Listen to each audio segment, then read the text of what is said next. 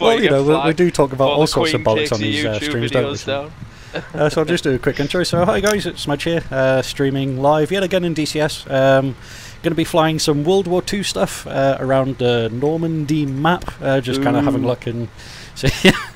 I think I'm the only one here that really likes World War II stuff, but I've managed to coax a few friends into putting up with it just for a while. So this could be absolutely hilarious. We'll probably all end up ramming into each other and crashing, burning, and doing really other kind of really stupid, nasty stuff. But yeah, let's get underway. So I'm flying a Spitfire. I've got Chris here, he's in a Spitfire as well. I've crashed it and I haven't even started it yet, so that's a good start. We've got Gary, or Hawk. How you doing there, Hawk? Who's just nearly crushed his P-51 now. Just came to you as you've been slamming onto your brakes there. And then we've got Russ, that's in a Spitfire as well. Oh, nice. Right, guys. Yeah. Going a bit cross country. And are you flying on VR, are you, Russ? Yeah. So awesome. It's going to be interesting. Yeah. Right, well, let's get this underway. So we'll get the Spitfire started. So fuel boosts on, magnetos on. Whoa, slow the hell down, Spudge. Do you need me to talk you through this again, do you? Well, I've done them left things, the ones at the front left. I've done them. Okay, so you've done the fuel boost switch, which is below the elevator trim. The magnetos. I nearly had to lie on the floor for trying to find the one under that trim, but yeah, I got that one. And then the fuel shut-off valve, which is the big silver handle beneath, or just in front of the stick. Oh shit, no, I haven't done that one. I've done that one now. Yep, and then unscrew the primer and then hit that about 10 times. Yeah, I'm hitting it.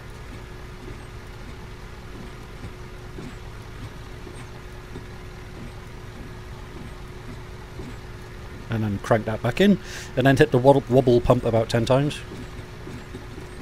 No, I'm gonna lie, I thought you were winding us up when you were telling us to hit some wobble pump. I was like, he's on my life, he's live on YouTube here. Next he'll be telling me to go and get some tartan paint, and put it all together with a glass hammer. Yep. Right, and then uncover the two buttons. Uncovered. I hear you're already starting up your engine. That's not me, but yep, it could be Russ. Yeah, so when you hit delete and home, yep, and then push that red handle forward.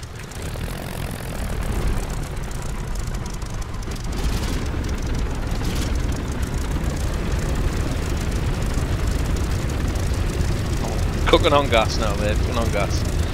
Absolutely in the zone. I'll try before I get out of the hangar. Yeah. Now this is the fun part. Is actually kind of taxiing out and taking off, isn't it? Because that's where it all kind of. So don't forget to move your prop pitch forward. How do I do that again? The black handle kind of forward, or set it to an axis on your Warthog stick thing. Black handle. So hi to everybody kind of watching on YouTube. Let me know how the sound is. If the sound balance is a bit off, let me know and I'll adjust that for you. Right, okay. Just quickly, Smudge. What handle? On the stick. On the stick, there's the silver kind of big handle thing at the back. You can mouse wheel on that to take the brake on and off. Alright. Well, fully up to off, isn't it? Well, to the right is on and to the left is off. So. Oh right, the axis are on. But you might want to set it to a button or an axis or something. I've got it on the lever on the Warthog stick, because then I can kind of ease it on and off with that. But you need to. I need to invert it. That was the problem, I think. Ah, right, okay. But to brake, you press the rudder in the direction that you want to go, and then hold the brake, and then you turn in that direction. Oh my god, it sounds very MiG-21ish. Oh, it is very MiG-21ish. Oh shit! Have you killed it? No, not yet. This time. Whoa, Jesus, how fast is this taxi? That's because it sounds like you're giving it the beans. Just honestly, little bits of power, hardly any power at all, and she'll get going. But the runway's off to your right, so. I think the runway's wherever I'm pointing, because I don't know. You can do a grass takeoff, it's not a problem. I'm at the complete opposite end of the airfield to you guys, I think. Why You can all keep there for me, Martin. I'll come down and join you guys. Alright, buddy. Otherwise I'll be taking off in the opposite direction to you.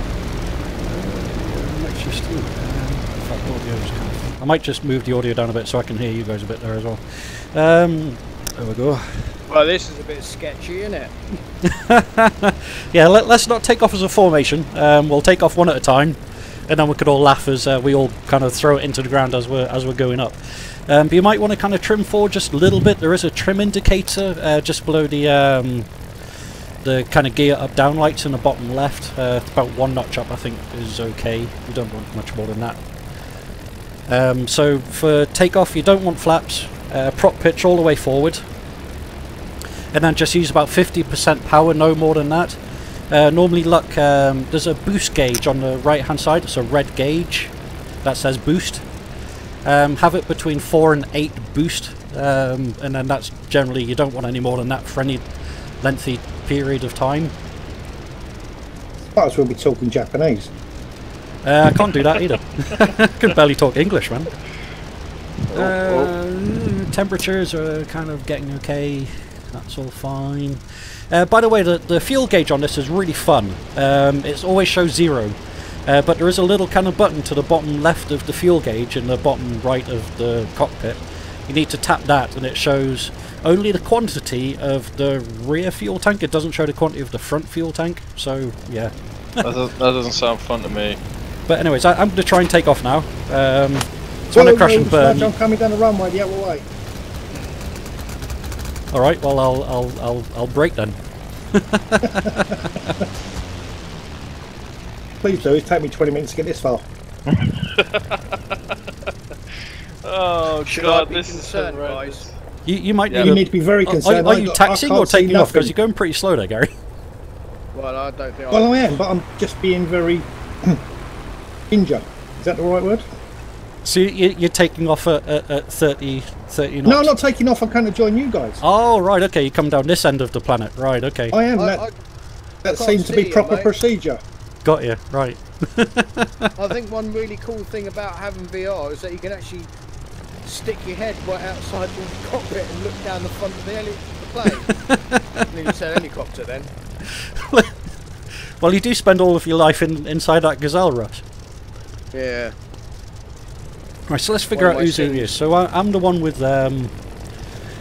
just the stripes on the bottom of the plane, on the mid fuselage. Russ, you've got stripes all over your plane.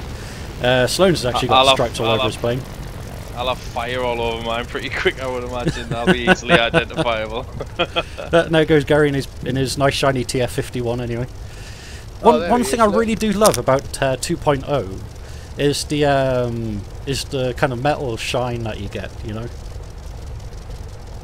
Man, that You'll see that. is a sweet looking plane, isn't it? It really is.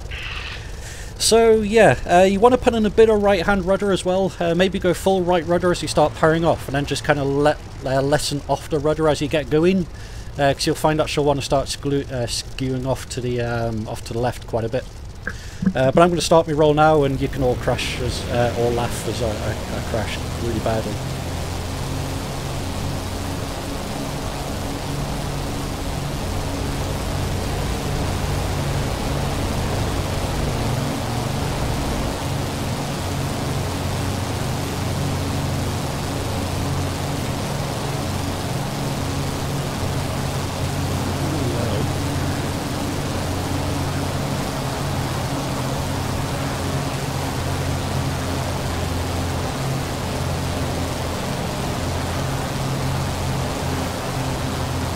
Just trimming out as I'm kind of flying out here, just trying to find a nice sort of trim.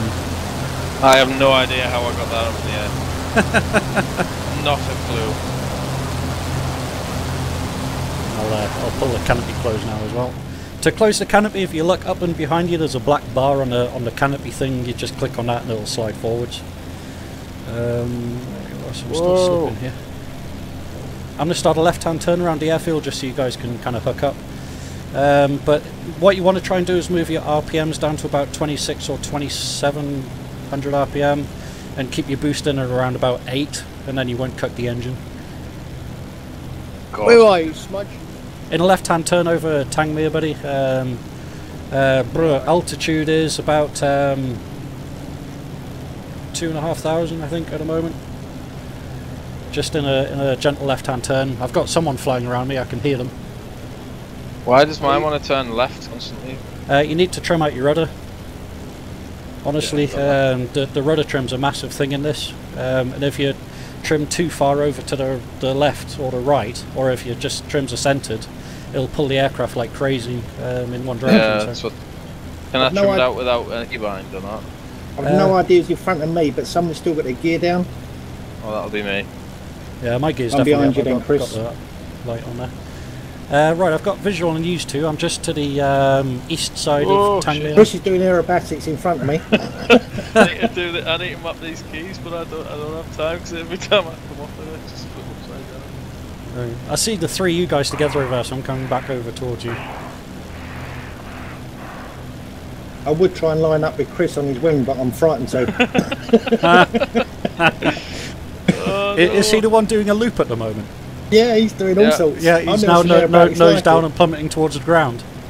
It's fine, don't worry. Right, I did actually have this bound, the rudder. I must have followed the guide to your hat switch. Yeah, I must have already had it, but I just didn't realise that I was that prepared. See, preparation is key. Prior preparation prevents piss poor performance. That's the one. Oh, someone's behind me. Oh shit, what am I doing now? Is that you, Chris? Well, Chris is all over the sky, so it's probably Russ. Someone just buzzed me. Chris, somebody's on my... That's me. My left.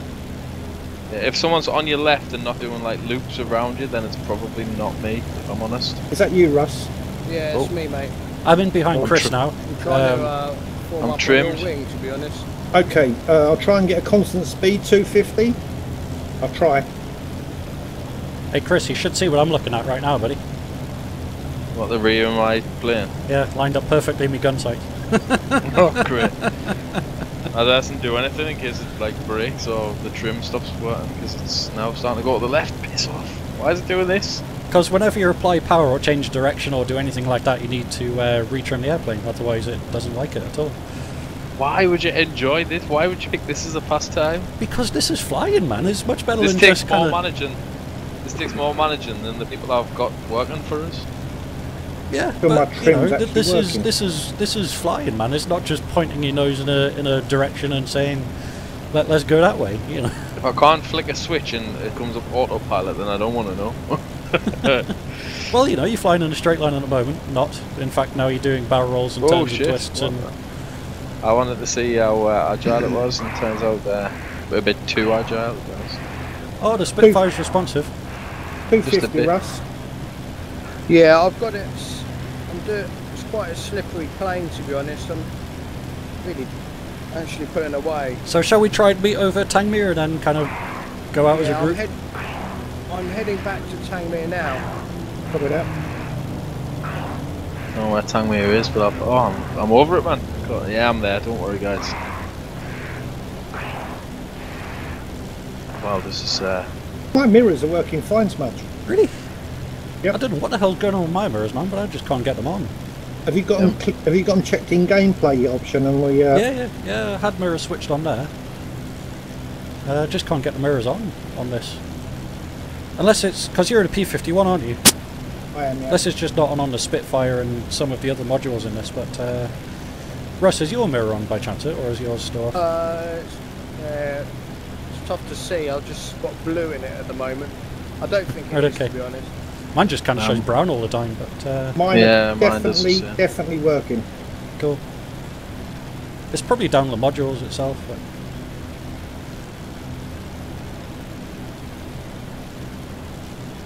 alrighty, I'm trying to look for you guys visually. I'm behind you guys.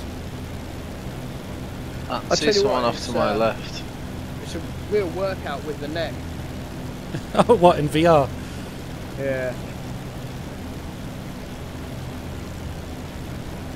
Yeah, I'm currently doing about 250 miles an hour, just in a left-hand orbit of Tangmere. You keep going, Smudge, I'll join you soon. I don't know if I'm on Tangmere or a different airport, because there's two. Well, Tangmere's got a cross runway, and they're kind of not crossed in the middle, but crossed off to one side. Yeah, I'm near there. You're definitely there, Chris, because I've got 3 of you all over roughly the same location. No, I've got somebody high coming into from my 9 o'clock, just cutting across from left to right. I don't know if that's you, Gary, is it? No, negative. I can see what you mean, but I'm behind you guys right away. Well, What's I'm your over altitude, Tangmere guys? now. I'm over Tangmere now as well. I'm quite low, me. I'm at something. I'm going into a right-hand 500 turn. feet or so. We're all very similar altitudes, Smudge. No, I'm at. The reckons I'm at 3,000. Yeah, I'm at 4,000. Yeah, I'm at what, 5,000 descending. 3. Looks to me like 2 guys are getting very close to each other head on, just passing each other. Yeah, I've got somebody coming in on my 6. Right, that's me. I'm just turning back in now. I'm running the level. Yeah. I'm flying the way. Is it? I'm turning in left, me. I'm pretty much right over the airfield.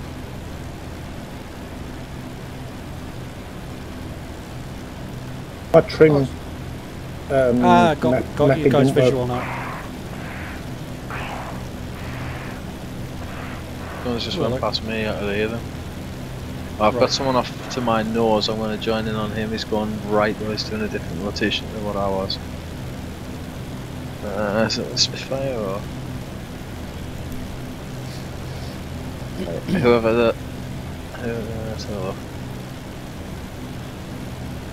P51, I think that is. Gary. Are you behind me then, Chris? I think it's you. Yeah, you're higher than me though, so I'm going to try and come in on you. I'm at 3,000, slight left-hand turn. No, I don't know if it is. Yeah, I think it might be about you. Oh Jesus, is there a workout these? You kind of just press a button and let it automatically turn for you? What's going on with that? Who would have flew this? I think this looks like a Mustang. This doesn't look like a Spitfire. Gary will be much faster than us. Yeah, I gathered that. I'm pretty much full.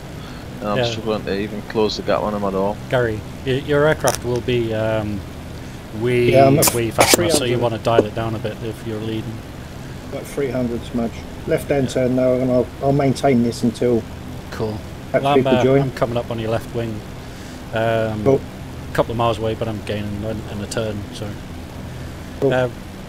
Russ, don't know where you are then, but we're kind of over the river, kind of delta-y thing. So. Well, I'm circling over Tangmere at the moment. Are you? We'll be off to the west slightly. There's some lakes and rivers off to the west.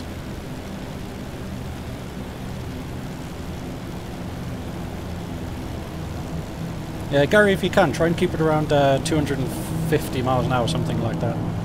Cool. Ah, hello. Oh, okay. You're over towards the Isle of Wight? Yeah, heading that way. Okay. Right, Gary, I got you. I'm on your right wing.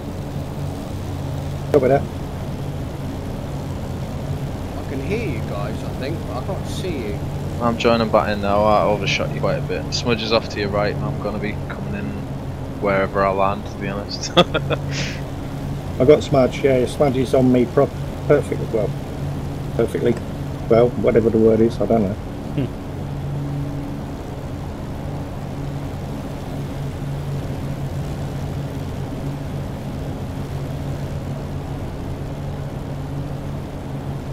The sounds when you're flying behind are really nice though. I like that. The sound of these Merlins, because all of these have Merlin engines, which is just awesome when you think about it.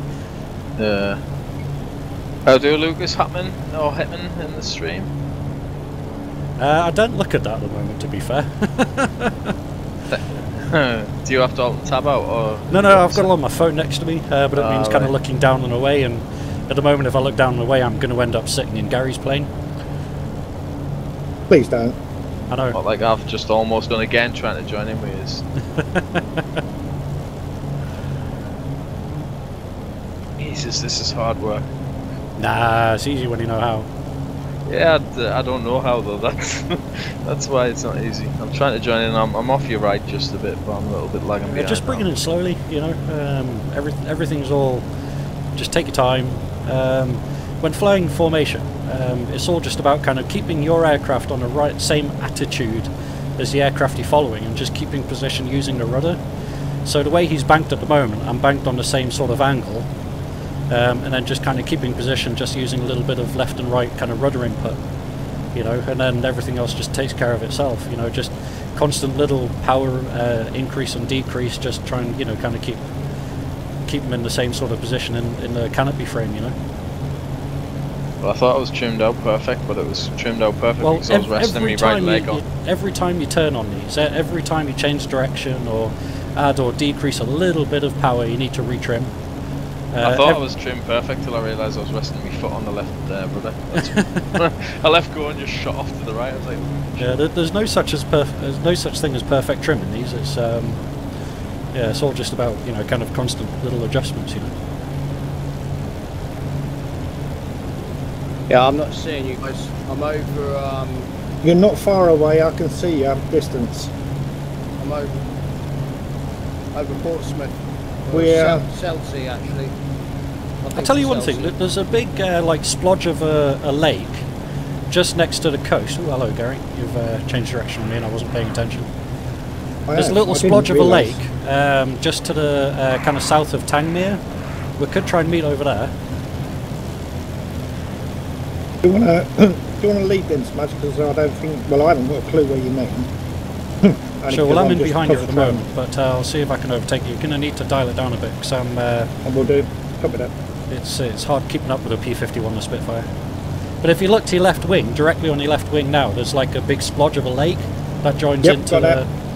Copy that. So if we're aiming for that and circle around that, then Russ should be able to find us. Our altitude, Russ, is about 6,500. Yeah, same. 6,500. I'm at 5,000. Okay, there might be some variation there, but big splodge of a lake. yeah. You follow the coast down to your left, I think. Russ, and we'll be there. Well, there's a peninsula that jolts right out, which is, I think, Selsey Bill. That sounds familiar. That sounds accurate to me. Yeah, there is definitely a peninsula. Chris, I'm now below to your left wing. Copy that. that's not me, mate. I'm miles behind you now. So, who's that close in with us?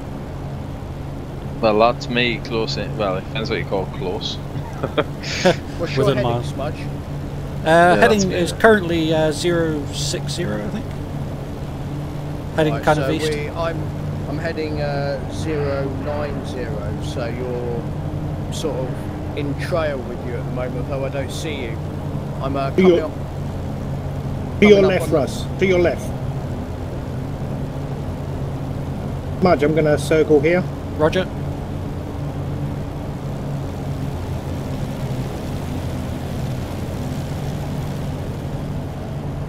.250 knots, mile an hour, whatever it is. Not miles an hour on these things, eh?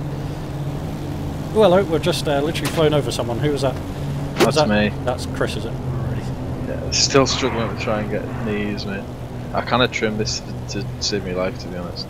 My trim's not working at all, Chris, so I'm just full on hands on stick. Just broken away so I can have a quick look out for Russ here.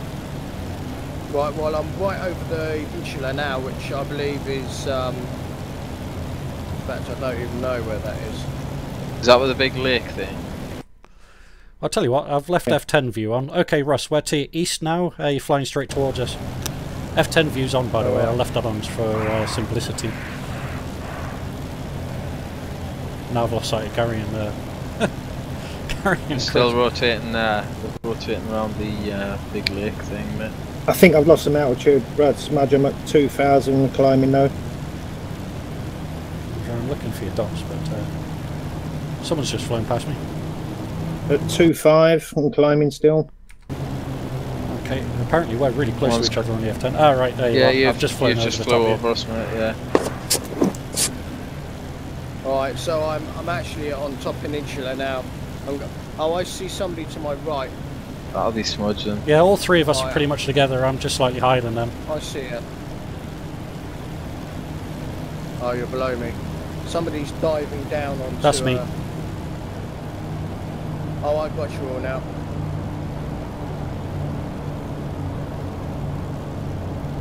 $3,000 and climbing.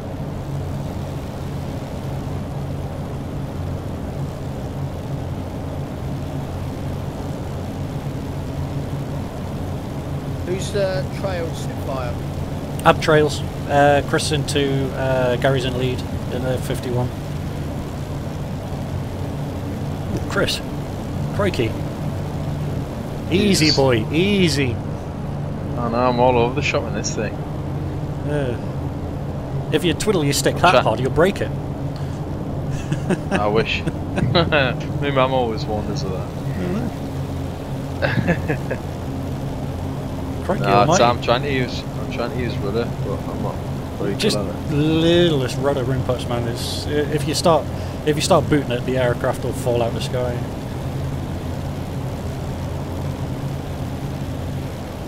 Like, I'm all right, and then like if he slightly changes a little bit, I'll try to change with them, and I just end up going all over the shop. Just when flying kind of close formation, just try and keep the same sort of attitude as him, so like the same bank angle, and then generally just I'm all right kind of formation on the rudder.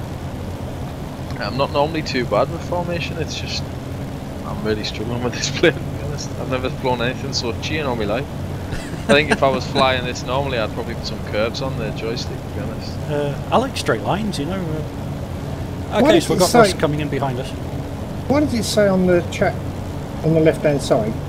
At the very top for me anyway, it says player Gary L. deaf.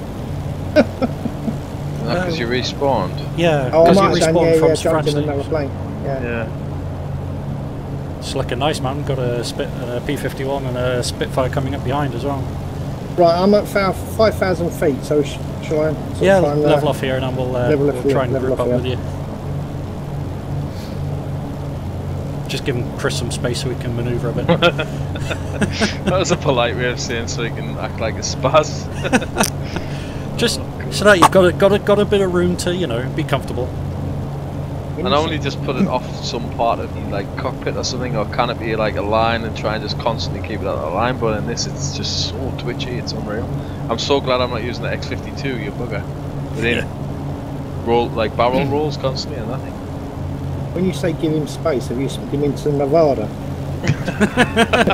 I'm on a whole different map, man.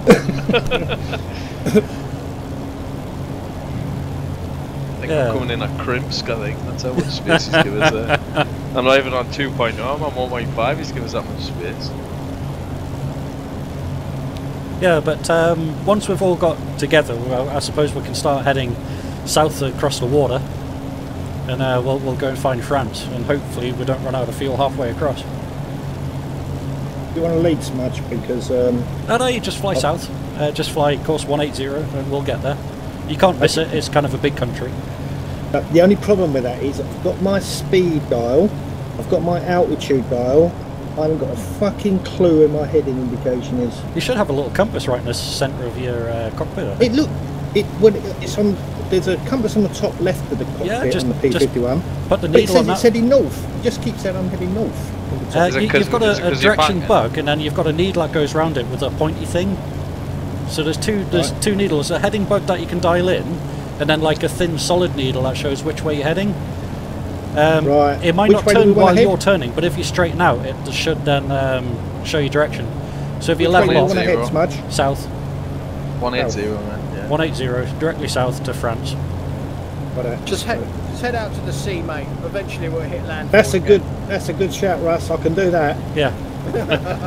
The only problem is, if you're heading out kind of southeast or southwest, you won't find land, because you'll either end up in Holland or you'll end up flying across to bloody America. We'll have a night out in Amsterdam, if not. You tell me when you're ready, guys. Yeah, well, we're heading 150 now, so we're slowly sort of heading back down towards the east. Yeah. I'm still going round in circles. I didn't really quite understand what you just said there. He says that you're now heading back over to the east. So you pass south? I am, yes, I am. Yep. Alright, so we'll do one more circle and we'll straighten out and head south. Okay, next time I hit 180, that's where I'm going. Roger, roger. And then we've got lots of straight flying to do, and we'll try and kind of, you know, get some semblance of a... Yep, speed 250. Yeah, 250 is a good speed. We're doing about 300 plus at the moment, so that's alright. Yeah, I am a little over smudge, so I'm going to try and dial back.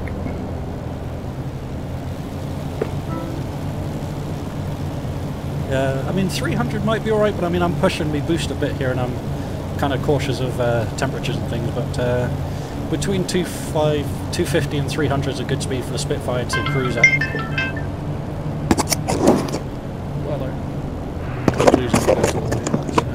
It's me, Smudge. I've got a phone call I need to take, guys. I'm really sorry. I'm going to try and carry on as best I can, but I'm a bit fucked and really in terms of... I've lost my glasses and all sorts. You're diving. You're diving. Yeah, I know. Copy that.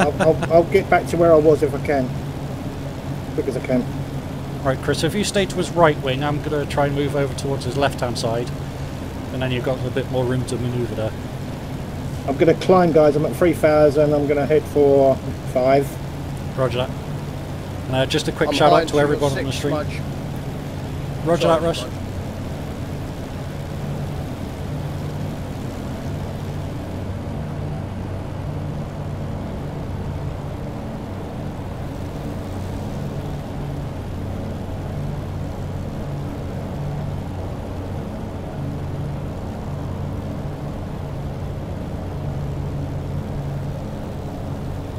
Why's my heading gauge fucking stop moving? Because you need to be straight and level for it to stop moving.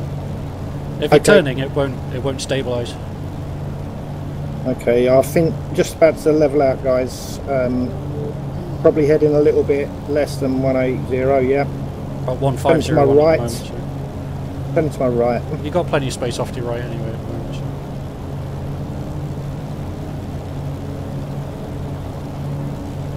You still with us, Russ? Yeah, I'm sort of circling above and behind you guys, sort of left, right. I'm just trying to establish what sort of speed you lot are doing, because it's kind of varying at the moment a lot. We're at 140 now. Yeah, my speed. No, he's just hit the boost. My speed is fluctuating, guys. I'm less than 200 at the moment. I'm going to aim for 250. 5,000 feet.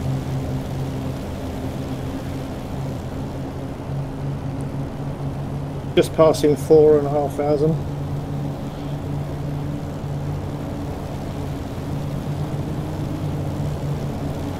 Who's on Gary's left wing? Me. Right. Trying to be anyway, but it's a bit hard staying with him at the moment. I'm off to the left, to the right then. Sometimes left and then right again. Leveling off at 5,000 feet. Whoops, hello.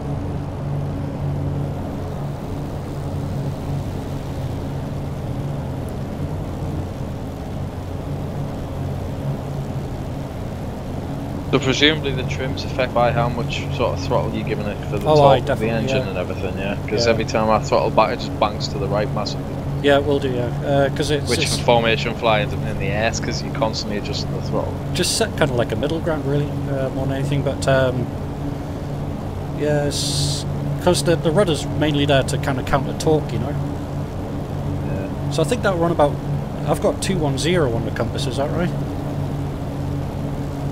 That's probably about right, Smudge, yeah, copy that. But if I look at this, I'll probably crash into them, so I'll leave you to decipher that.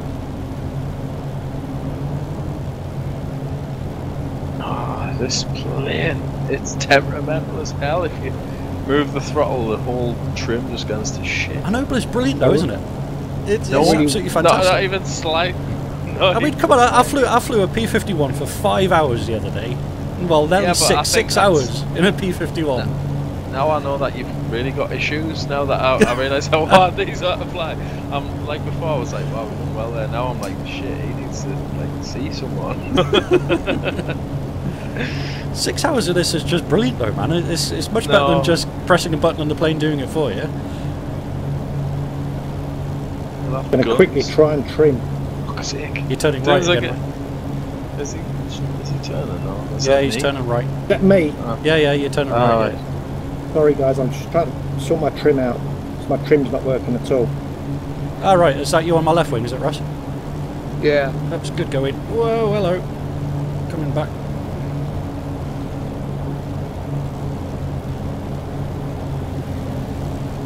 Sorry, Russ. You might be on my right wing now.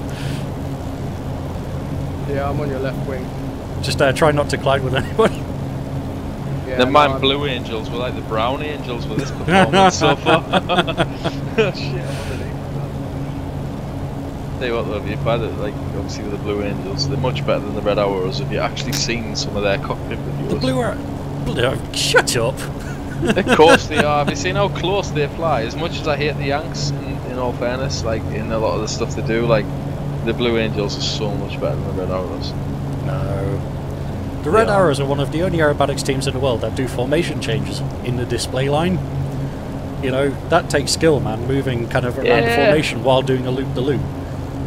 But yeah, I don't know, like, have you seen how many formation changes after tonight? Yes, it's kind of constant. Yeah, how many aerobatic teams have you seen people do barrel rolls whilst in whatever your classes of formation? You're moving right again, Gary. You're almost heading kind of west. Just sorting my trim out, Smudge. I've got my yellow aileron trim sorted. I haven't got my I've got my elevator trim sorted, not my aileron trim. Well, I've got Russ in with me, so I'm just going to kind of straighten off here. Well, I'm trying to be off to his right. But yeah, we need to start heading left to 180, buddy. Otherwise, we're going to end up in America. I'm going. I've got my trim sorted now, guys, so I'm good. Awesome. Speed's pretty constant, 250. Fuck knows what altitude we're at, but it's not. Well, I've got about 7,000 indicated thereabouts. We're in the sky, so we're doing well. I'm getting there. I'm getting to the point where I might be able to get a little bit hands off. I really need to make a phone call for work, but it'll wait until I'm sorted. Yeah, you can't stay hands off on these. Never. I think I'm pretty good though. I think my trim's not too far off. Right, hopefully we should now be pretty much back on track. And merging, yep. Trim sorted. Right guys, you can with me. Fuck me. You're right, you can't fucking take your hand and stick at all, can you really? Nope, never. Right.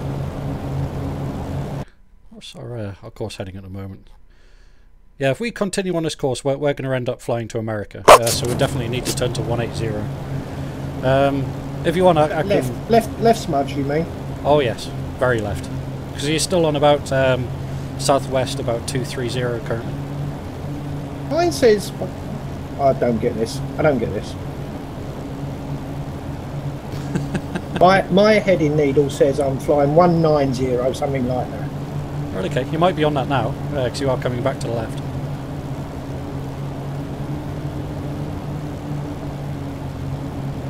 I'm just going to keep going left until I'm confident. How you doing back there, Russ? Looking good? Yeah, kind of struggling a little bit though, because... No, I'm alright, I'm good. If you need me to speed up or slow down or do anything, let me know. No, you fly, mate. I'll just try and keep up with you. Okay. Guys, you're going to have to bear with me up here. Sorry, I need to make a phone call. I'm sorry. Roger that, mate. Roger that. I'm going to keep going. I'm just going to leave it as it is. I'm roughly going in the right direction, Smudge, yeah? Yeah, I'm on 180 now. I'm leading Russ. I think you guys are still heading off a bit to the right. But I think Chris is coming over this way. He's abandoned his lead. I'll be as quick as I can, guys. Yeah, no worries. I'll keep an eye on you, so you need to turn left a bit, though. I'm just following whoever's going to get us to land so I can crash and respawn in a Viggen quickest. Might have a bit of trouble finding a Viggen. Who would have been invented by now by the Germans? The Germans. Look at this formation skills, man. Look at this. I'm getting worried. Formation for about 6 seconds there before I fell out. I think I can start to see France off the yeah, I nose thought that's what it was. I don't know if that's what it is or if it's like the clouds all gone a bit... fucking sick, lads. You're doing really well there, Russ, man. That's looking awesome. I'm going to take a screenshot, so prepare. Prepare for the lag spike.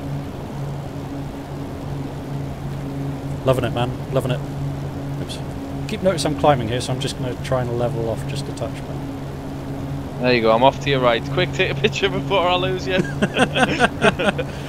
Whoa, there we go. Whoa. Yo, yo, yo, yo, yo. What a dick.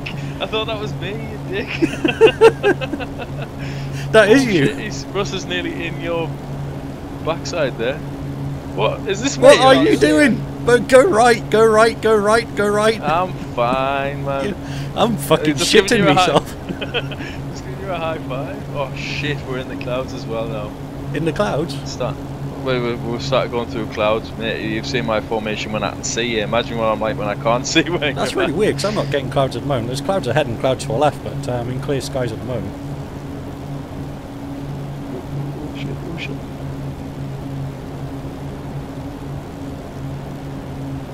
Well, hello. Russ is starting to get a bit jumpy there as well. Though. It's you? Me? Well, yeah. It's probably... I don't know if it's me or whether it's you, so I can't decide. Whatever it is, like, I mean, you've seen my formation flying skills, so I don't think it's me. You don't think it's you? Alright, mate. That's sign of a good business owner, that from everyone but yourself, mate. Yeah, it's not my fault. No, not at all. If I'm a bit wobbly, it means that yous weren't wobbly enough. Got you. I'm descending slightly here, just in a slight descent, just about one down. I knew there was something. Well, I'm just trying to get out of these clouds for you, so you don't have any more bullshit excuses. Yeah, I am doing. You know, really I'm well. thinking of you here, man. I'm all about you. Wow, is this me going up and down, or is it yous? That's you. Yeah, that is you. What, like now, I'm nice and level now. I'll have you know. Look at this formation skills, man. Yeah, you look at the Blue Angels ringers. I might have to log off in a minute when the head of the Blue Angels rings and says, "Shit, man, we're seeing." Yeah, I've still got sight of Gary's now about 100 miles off to our right. Yeah, leave him. Leave him. Leave no men behind apart from Gary. You're flying in a fucking straight line, mate. Say again? I thought it wasn't me. I said, now you're flying in a straight line, mate. Now I'm flying in a straight line. Yeah, I was about to fucking blow chunks, mate. Fucking up and down. Well, I mean, I could do that as well if you want. Oh, no, don't fucking do that, mate. I've just got in. Don't do that. It feels like I'm watching myself.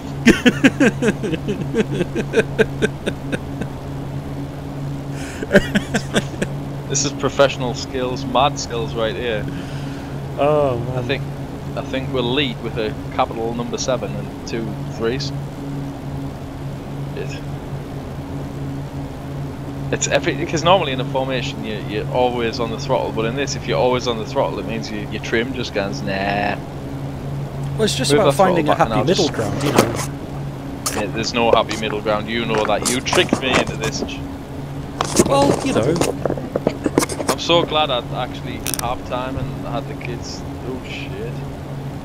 The little one's birthday yesterday because I was in a bit of a fettle. I don't think I could have mentally coped with this sort of levels of stress yesterday. The thing is, this is fun to me, man. This is fun. It's amazing. You know? I've never known fun quite like this before. That's alright, no problem. I was in the bath.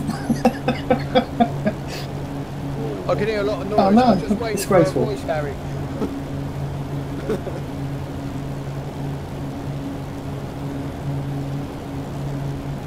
The last time I had this much fun, I had to go to the dentist to pull the tooth out that I had toothache on. Learn to love it, man. Just learn to love it. Yeah, definitely. Hey, when we get to France, we're going to shoot each other down. That's the surprise. It's lined up, Paul, and it's all booked in for the... Yeah, maybe it's you, Will. I haven't got the bounce out done for guns yet. Not a pre-commencement condition, but it is that'll be fun. You're looking really sweet there, Russ.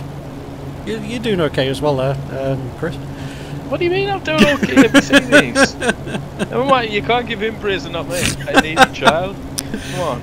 Oh man, it's all that subliminal hate, isn't it? You know, by hating one and loving the other, then you roll into hate the one that's being loved. Wait till I send them livery files over again with a little cock and balls on yours. Yeah, at the back where you don't realise they are, but everybody flying behind you's like, yeah. Yeah.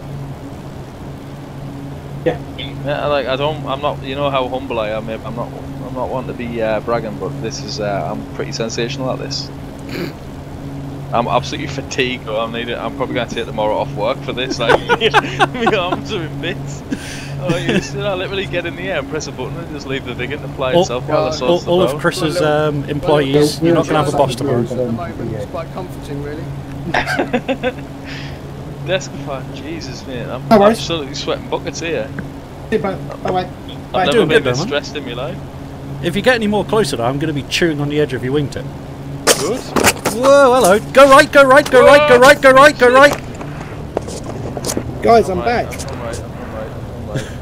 Russ went left as well, he was back. I'll lead us on to France then, guys, shall I? Yeah, if you just do a complete U-turn. I think you'll find I've got you guys to England. I think you're now somewhere towards America, mate. You're about 100 miles off to the Are you guys nowhere near me? No. We actually decided to go to France, mate. You're I think you're off to Guernsey or something. Holland. Where the fuck am I going to now? I've got land in front of me. Let's have a look at the F10 map. Right, let's have a look at the F10. So you're off to Guernsey. Oh right, that's where I'm going. Yeah, got that. You scared me there. I had to do a quick turn and brake. So who's in front now? Is that Russ in front? Is it? No, that's me. Russ is in Holland, I think now, trying to keep out the way of me while I was wobbling around. So who's high doing a right turn at the moment? Is that you, Russ?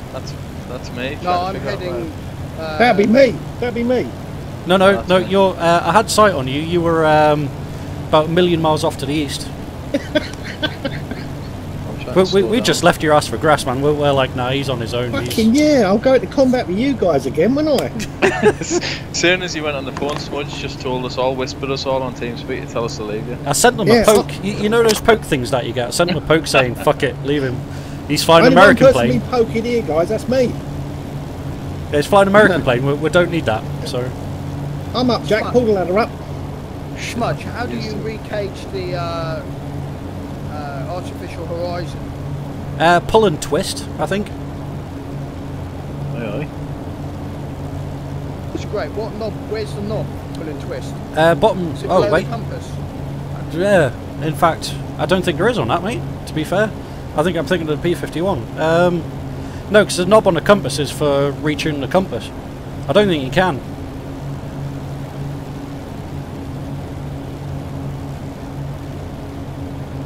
Oh Jesus, I am so fatigued. I'll sleep well tonight.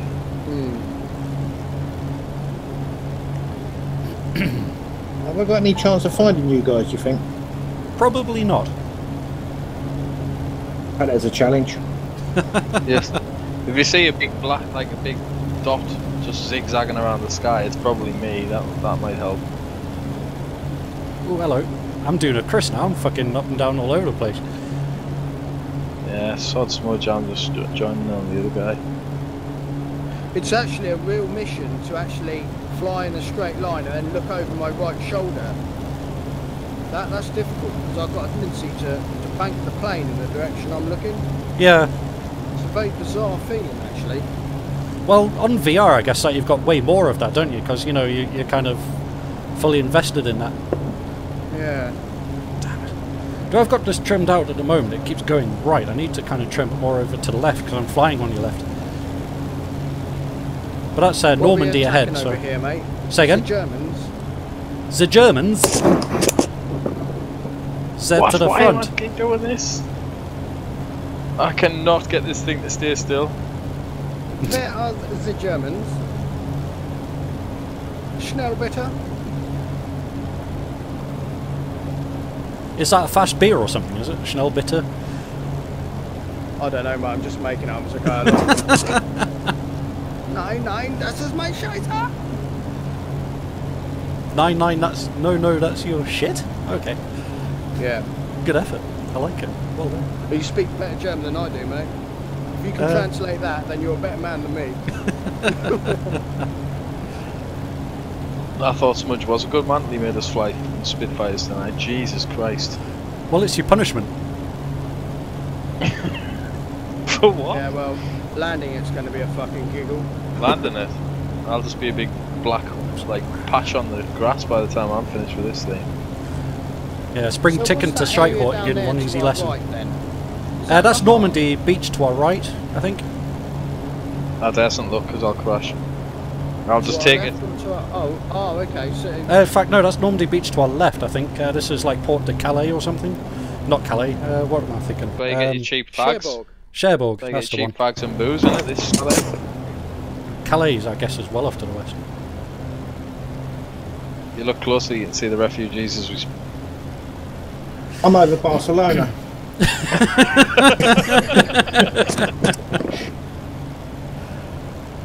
I am determined to find you guys. Well, according to the map, we're currently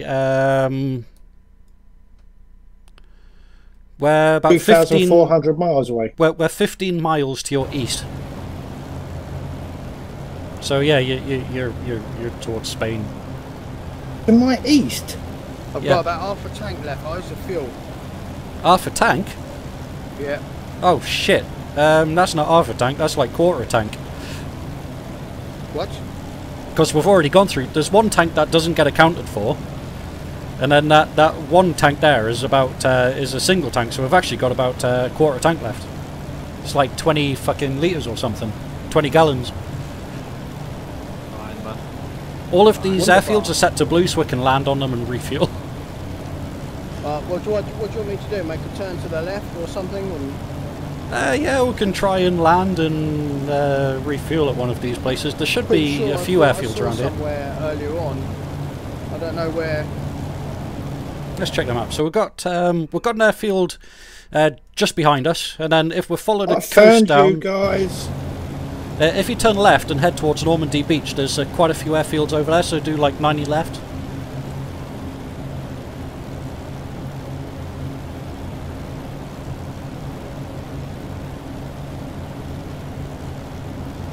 I can actually see you. That seems to be an awful long way to be able to see. I wish it was like that in 1.5. Yeah, I can just see three. I can see three of you together, obviously. Yeah. Alright, I'm heading out, rolling out at 120. Cool. There should be a few airfields directly on the nose. Fuck me, am I out of fuel? My engine's just made. You might need to change your fuel tank, buddy, because you need to manually change your fuel tanks. So right, directly between your legs, there's a red handle. That'll be pointing left. Move it to the right. I'm not off. Yeah. Got Make it. sure the Frank's above things, mate.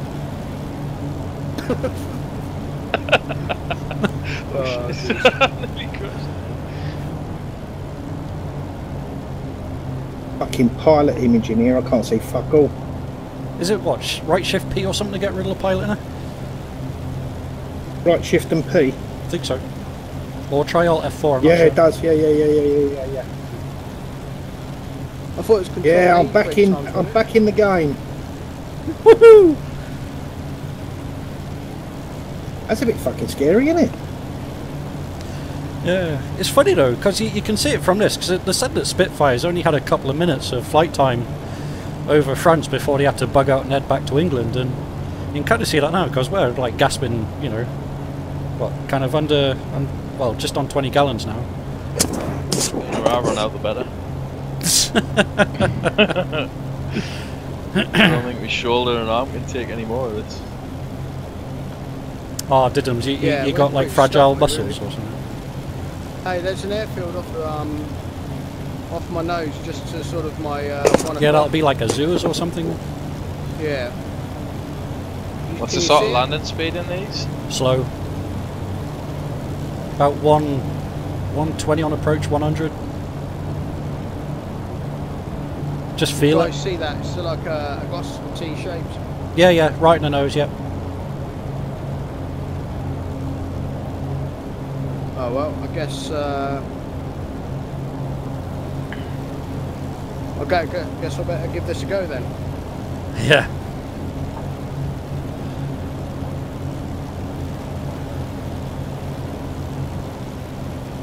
This is going to be interesting.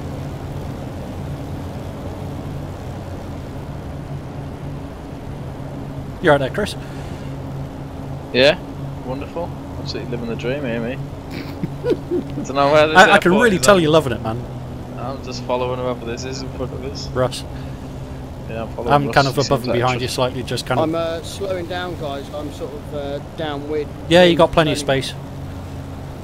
Alright, well I'm a bit high at the moment, so I'm probably going to go feet wet and then a 180 and come back in. And then come straight back in. Yeah. Got you. Yeah, what's funny is Gary's got enough fuel to get into frickin' Berlin and back in that thing. I was going to say, I'm at, guys, I'll just wait up here for you. I need some moral support, if I'm honest. Yeah, you can do it. Hey, I got some moral support for you. Come on, man. Watch. We really need to know how to... No! I was thinking, well, I wonder what he's going to show us after. Hold the phone. Fireworks, that's good moral support, isn't it? Yeah, something like that. Hey, that was only the 303s, I didn't give you the 20mm. Did you even shoot? I didn't see you shoot. Oh yeah, there was tracers wagging all over you. I just guessed. To be fair, probably my strongest sprint in this plane is probably like bullet avoidance, just purely on the fact that I'm absolutely all over the Flying plane. all over the sky. That's what we're on now. We're on about 15 gallons at the moment, so we're using what, 5 gallons every couple of minutes. I don't even know where this runway is. T1 o'clock.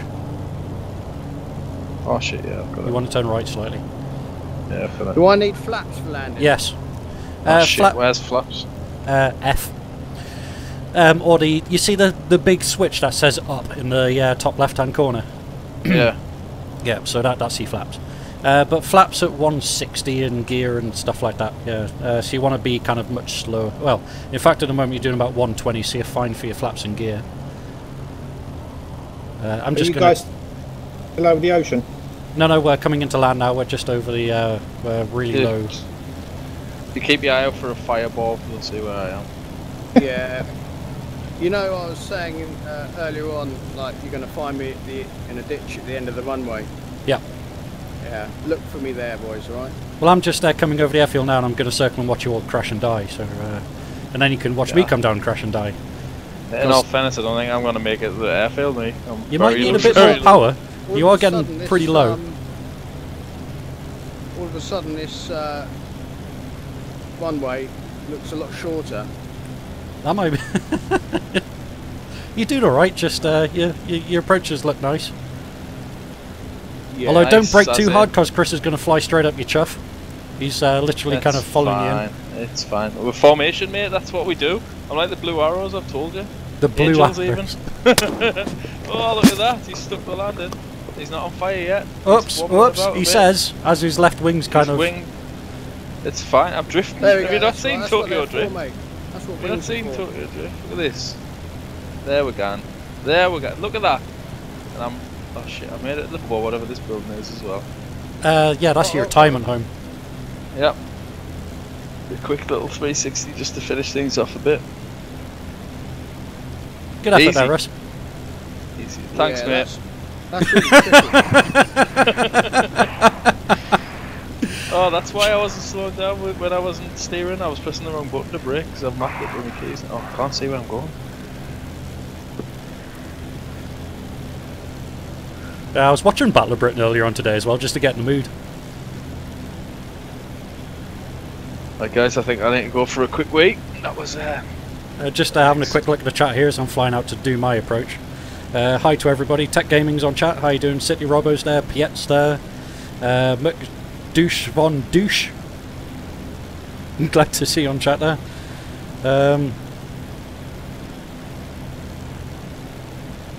And Ragor79 says, super glad to see me back online and recovering. Keep it up and wish you all the best and more. Thank you very much, everybody. That's really nice of you. Oh, awesome. Yep. Right, okay, now it's time for me to fuck it up. Fuck it up hard.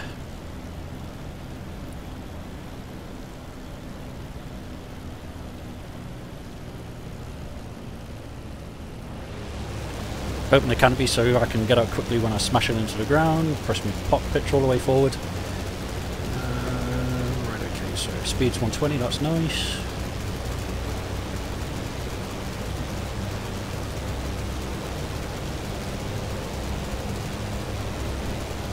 Yeah, landing these things takes hard to the next next level, doesn't it?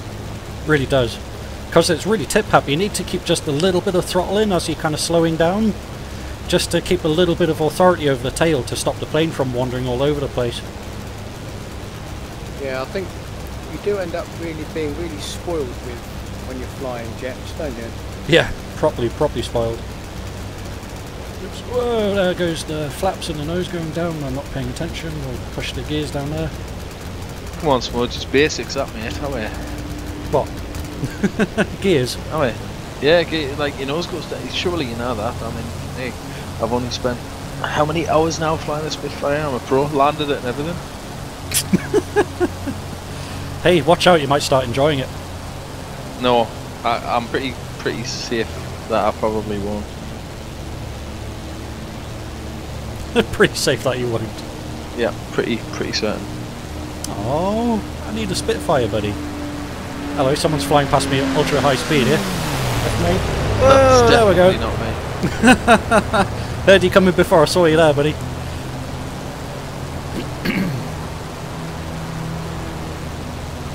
It's a proper scream you get off that P-51 when it's inbound, like. Oh, that sounds awesome. Bit of crosswind going on here as well, isn't there? Right to left.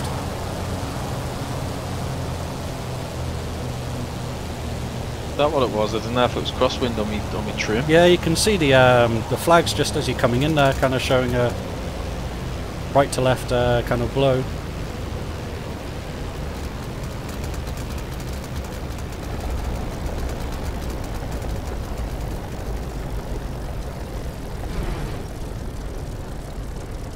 Just a little wing waggle myself there. Nice, Smudge. Yeah, I got a little scrape on the left wing, but just something minor, you know. It's hard to counter that. 11s on the runway. That's all right, good. Yeah, that crosswind there helped kind of tip me up as well, so you know I'm blaming it on that. Yeah, you're evil, mate. You added wind. I always had wind. You should know this by now. Yeah. It's because I'm full of gas. And one thing I like about this is that you can taxi across the grass without sinking into it. Let me know when you're clear, Smudge. Yeah, I'm off runway, buddy. As long as you keep it on the brown stuff, you're fine. Chris is hanging out by the air traffic control tower, I think. I'm having a few drinks, I need it. I'm going to taxi down to the other end and then I'll ask for a bit of petrol. We could call it petrol now because we're in British aircraft. What are we doing? Refueling and carrying on? Oh yes, if you're up for it. Oh, I think mine's just all of a sudden broke. Oh no, your game's frozen. Yeah, I think it has, yeah, that's what I meant to say.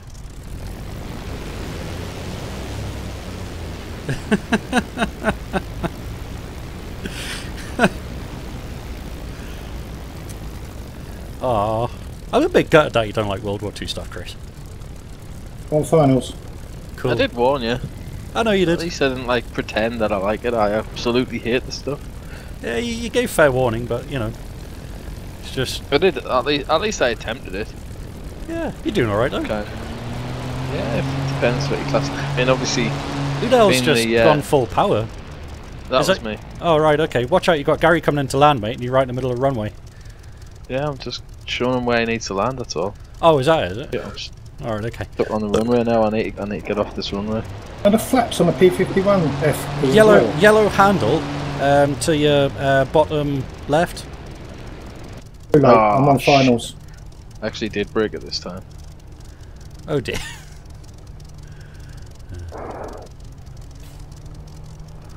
Jesus, there's a lot of wind, isn't there? I'm watching him landing there. Oh, aye, there's a bit of crab going on.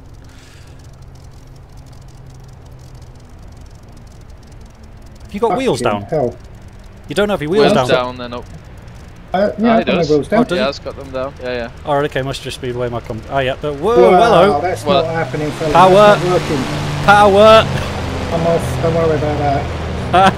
Fuck that for a laugh, that's not fun. I think I was a bit too fast then, I think. Where did you say the yellow handle? Yellow handle right, to your bottom left of the cockpit. Right at the bottom left of the cockpit. Yellow handle. Wow, man, we landed with 8% fuel.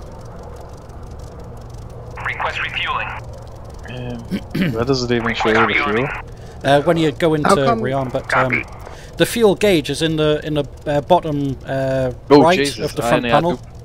I had like 5 gallons left. Me. I only had 2% fuel left, me. Hi, Robin on stream. He says, I'm French and I live in Normandy. Awesome. In Granville. Refueling complete. Let's have a look. Where's Granville? Let's have a look. Will it be on the map? Rearming complete. We'll probably find out where it landed at his local airfield or something. Yeah. Hey, that's my house over there. Yeah. Granville. Gatville's there. Somewhere, Yeah. but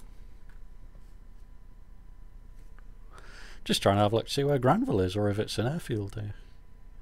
Not finding this trim switch much. The flaps or trim? Flaps. So look to your left, like 90 degrees to your left, and then look straight down. Where the throttle is, to the back of that panel, there's a yellow handle. Got it. I think it's left control and E 3 times for each stage of the flaps. I'm clicking on it and nothing's happening. You need to click it and drag downwards. Gotcha. That works, Smudge. Yeah, watch your speed though, because you don't want to loan them while you're going too fast. But on your landing approach, you want propped fully forward. No, that's not happening. Coming in for finals now. Can we flaps down, gear down, and I'm going to try. Yeah, watching on the old externals here, so I can watch your approach.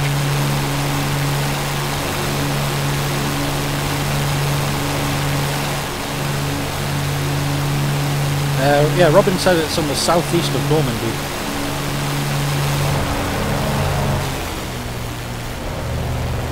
Yeah, watch your speed, man, and you dive in here.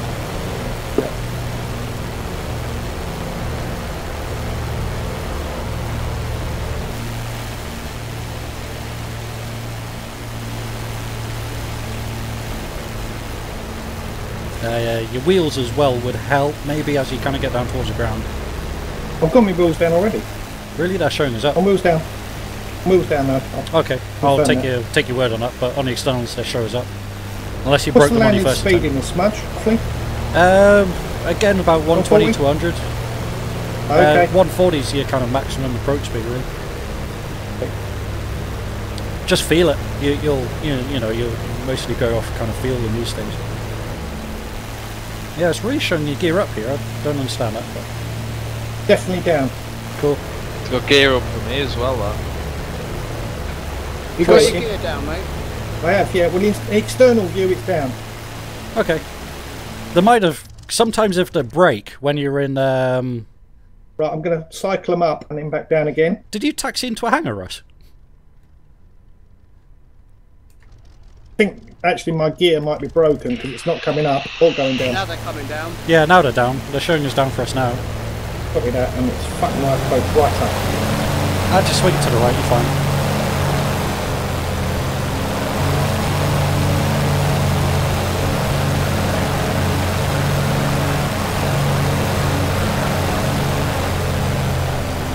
Yeah, the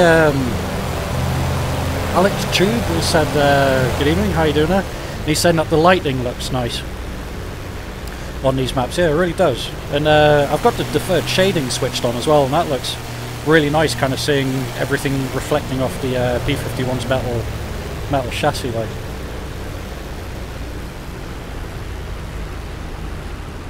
Just keep your throttle idle, keep it flared back a bit. Whoa! Your gear claps. Okay, copy that. Yeah, I think your gear's clapped slightly, has it? Yeah, that doesn't surprise me either. Effort. Right, guys, I'm going to call it a night. The missus is home and I need some food. Okie doke, good. I look forward to some Viggen from now on. That was interesting to see kind of shit that, like, just to kind of confirm what I thought. What, that you hate World War II stuff? Pretty much, yeah. But yeah, anyway, it was fun, anyway, seeing how hard it is to keep something flying straight. It is. It's what I really love about it. It is just a absolute full-time job, keeping these things kind of, in the air. I think that's why I enjoy them more than, you know, kind of the more modern day stuff, maybe, you know. I think for me they present a completely different challenge because they are all about flying and it's all about hands-on, and there's very little in the way of system knowledge you need. But turn a few keys and a few knobs. It's literally hands-on throttle and stick, and it's flying it all the time. Whereas, you know, with the jets and stuff, you can take your hands off, you can stick the autopilot on, you can manipulate screens, and you can do a whole bunch of other stuff, which you have to learn and do efficiently. It's just a completely different way of, you know, thinking and flying. It's awesome in itself, but it's a lot more tricky. But it can be rewarding if you like it, that sort of thing. But personally, I like the World War II stuff because of that challenge. It is definitely, you know, it's hard work, Marmite sort of thing. Ooh, yeah. hello. Yeah. Tell you that, Right, guys, that little anyway, sidewind really kind of kicks in, doesn't it? I'll catch up with you on the chat or something. Yeah, you take care of yourself, Chris. And hopefully see you in the next couple of days or something. We'll do something normal. Yeah, sweet. Yeah. Cool. Nice talking to you, Chris. Yeah, you too, mate. Yeah, nice to meet Chris. Later. You too, mate. See you later. See ya. Take off kind of into the wind here, rather than crosswind. I'm fucked, I can't take off. I have put some other airfields on French airfields, so you can kind of... Well, hello. So you can choose like a... Out, fellas. I'm going to duck out smudge, but actually, in all seriousness, just before you take off, I've never really been interested in World War II stuff at all, but I really enjoyed that. It is full on, hands on, and it's proper flying, isn't it? Yeah. My trims are all to shit here. I've just taken off my aircraft, kind of throwing itself all over the sky. I don't know what the hell's going on with it. Oh, hello. So that's yeah, I was trimmed nose up too much, I think, and too much to the right. So how does the Spitfire smudge compare to the P-51? Because I've got the Spitfire module, but I've never downloaded it. It's way more hands-on than the P-51. The P-51's a much more stable aircraft to fly. Okay. The Spitfire can be stable, kind of down low, but the P-51's way more of an energy fighter. It's all about kind of, you know, speed, booming and zooming sort of thing, where this is, you know, very much a turn fighter. But, I mean... Yeah, it tends to be a lot more edgy, doesn't it, the Spit? Yeah. But, you know, if you can get it on the edge of its performance envelope, then it's, you know, a real turning fighter, isn't it? I've actually got a little bit of a... and if you can fly a P-51, I think the Spitfire's a bit simpler system-wise, you know, because you don't need to worry about kind of changing fuel tanks and things like that, whereas you do in the P-51. I mean, I was distracted and I was on the phone and I didn't set me trim and all that, but to be totally honest, it's hands-on all the time, but that was a bit of a doddle, frankly. The 51 is a good introduction to flying World War II events. Within DCS, the 51 gives you the most stable platform and the best chance at actually learning to fly, you know, a World War II plane. I think once you get the landings down on a P-51 and, you know, the flying and the general idea of how to use the trim and everything like that, then the transition to the Spitfire will be a little easier. The only thing with the Spitfire is it's got much narrower undercarriage, so the tendency for it to tip over when it lands is really a lot higher. But they're pretty much for muchness in that sense. Otherwise. Okay, I'm going to get off now and I'm going to download the Spitfire, and I'm up for a bit of that tomorrow if anyone's about. Yeah, I've got some kind of real life stuff to take care of tomorrow. I didn't mean during the day, sorry, I meant tomorrow evening. Yeah, I'll be about tomorrow evening. Yeah, I mean Spitfire specific, I'm quite up for a bit of that, I think. I really enjoyed tonight, to be totally frank. I haven't been on for a long time, so I probably would have joined anything better. I really enjoyed that. Cool. Well, give me a shout. I mean, we're always on chat. Yeah. You know, so shout us up on shout and we'll get something going. Are you taking off again, Russ, or...? Well, I've actually just respawned in a Gazelle. Okay, to have a look about that way. Back at the back. Yeah, well, I can do whatever, mate. I'm not fussed, you know. Yeah. I just had a massive stop there, but maybe because it's texture loading the Gazelle for the first time. Yeah, that's probably my fault, mate. Sorry. No, that's fine. Because I thought I put some Gazelles on the French side of the map so that we could have a closer look around at scenery and textures and things like that if we needed to. Kind of what I was going to do, actually. I was just going to do a little bit of an explore, but I can hold fire on that if you've got other plans. No, that's fine. Totally fine. Okay. I'm just, because I've refueled and rearmed the Spit, I'm just going to go have a look around some of the maps and, you know, kind of see what's going on, so everybody watching can get a good view of Normandy and its scenery. One thing I do like, or one thing I noticed when I was doing mission editing, if you change the date in game to the 40s, it changes a lot of like the AI Civ traffic. You get steam trains instead of electric trains and things like that, which is some quite nice touches.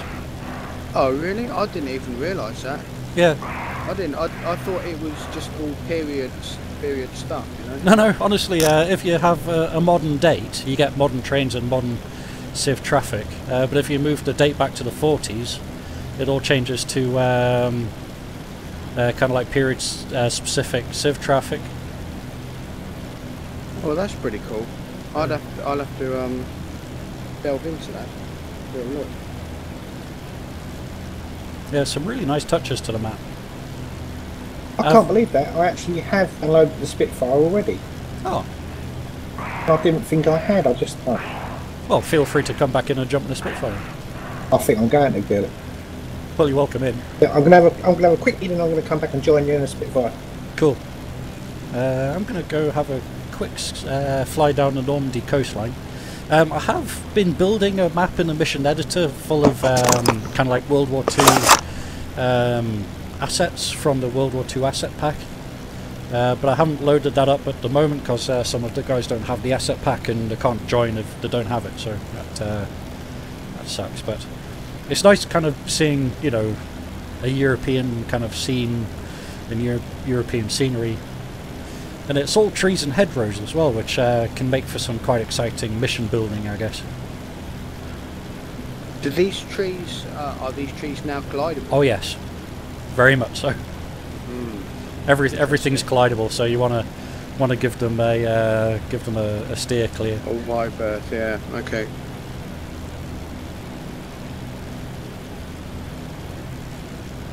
Yeah, the update model to the Gazelle, they've done wonders with it. Oh really? Have they changed that? Have they? Yeah, I think they have already done it. I think I saw on a forum the other day that they'd changed some stuff and answered some, you know, some questions. Control things. You're all right, Gary? I am. I just had a quick pee, fellas. Oh, good. I'm gonna dive out of DCS and dive back in and jump in VR and Spitfire. Okie doke. Yeah, I need to plug my Oculus back in, my DK2. Maybe try and spend a bit more time with it. I really wish that it was easy, Smudge, to give you a go on the CV1 version that I've got, because yeah. I think it's probably like chalk and cheese from what I can gather. Yeah, I mean the resolution on the DK2 is pretty gnarly. You know, you can see each individual pixel quite strong. It's quite prominent. Yeah. That would sort of spoil it a bit.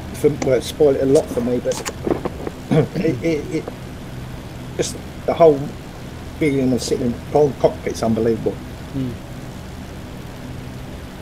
It's funny when you're flying low, man. You see seagulls and stuff. It would be funny if they simulated bird collisions. Yeah. The trouble is, there's so many pluses in using the Rift in terms of immersion and how it feels. It's got so much going for it, but then there's so much that is not as good in terms of, you know, like tonight when I lost you guys and I was looking to find you again, I could spot you from 10 miles away. That's never going to happen in the Rift. Right, okay. I take it that you lose the dot and the resolution. You do, yeah. You just get a load of. Yeah, you do. The resolution just ain't good enough, and you just, you know, things like spotting other people is just like a nightmare. Mm.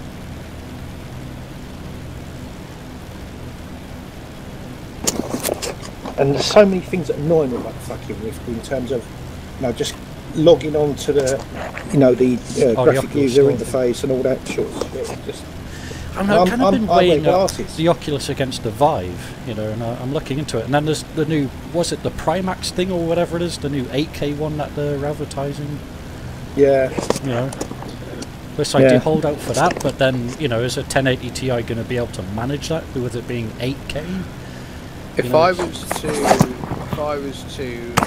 make a guess with the hardware, I think what you're looking at with that 8K headset is the next generation beyond what's coming out from Oculus in the future. I think what they're doing is setting the benchmark for people to hit that further down, because at the moment I just don't think there's the hardware to drive it that's at a level where, you know, people can actually afford to you know, buy that technology. I mean, with the Oculus, it's only just recently that it's dropped down to £400 did I actually decide to go and buy it, because it was seemed to be more reasonable than 700 quid, and which really it's a lot of money. You can buy a mid-level gaming PC for that.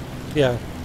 You know, so you have to weigh it up. But when things drop down in price to a level where they're more accessible to people, it's, you know, yeah. You know, I'm gonna try something. Sorry, guys, I'm just going to try something daft here. I'm going to see if I can ram a bird. I'm going to see if I can purposefully bird strike myself.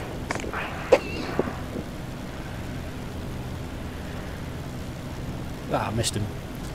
The bird dodged out the way.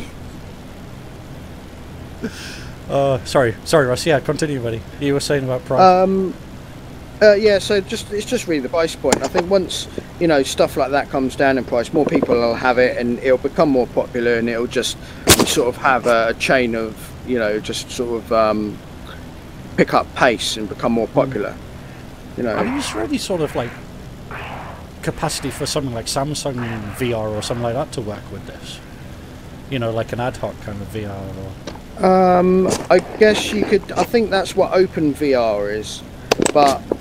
You know, I'm just dipping my feet in the water with, you know, the Oculus myself. So there's many things that I don't know about it that I'm just sort of trying to understand myself. So yeah. But yeah, I mean, I guess, you know, if you've got the time and the patience, anything like that, really get stuff like that is probably possible. I mean, the one thing that kind of really interests me was that blooming. Hot dogs, what was it? Hot dogs, hamburgers, and handguns, or whatever. Hot dogs, horseshoes, and hand grenades. And hand grenades, or H3, yeah. Yeah, exactly. I was watching the video for that, and I was just like, man, I so want to give that a go. You know, yeah, it's so good. I mean, the one thing I love about that is that if you've got half hour to an hour to spare, and you know, or you're feeling like you don't want to get involved in anything, that is the best game just to jump in and have a play around with, because it's just brilliant. Yeah. it's great. There's exploding hot dogs, there's exploding bananas, there's freaking fireworks you can set light to and hold on to. I was just looking at like the gun physics, you know, like the operation of weapons and things like that, and that's, you know, kind of... Yeah, they're exceptional. They're very I've got good. lots of birds here. Come on. Ah, I'm trying to kill birds, but I'm just not getting close to them. Yeah, but yeah, it does look bloody fascinating, man. And you know, I mean, I've got the DK2, which doesn't have the handsets or capabilities to use the handset things, and you know, I guess, you know, if I could somehow kind of scrape together enough money for an Oculus CV1, then yeah, I think that's something I'd definitely give a go.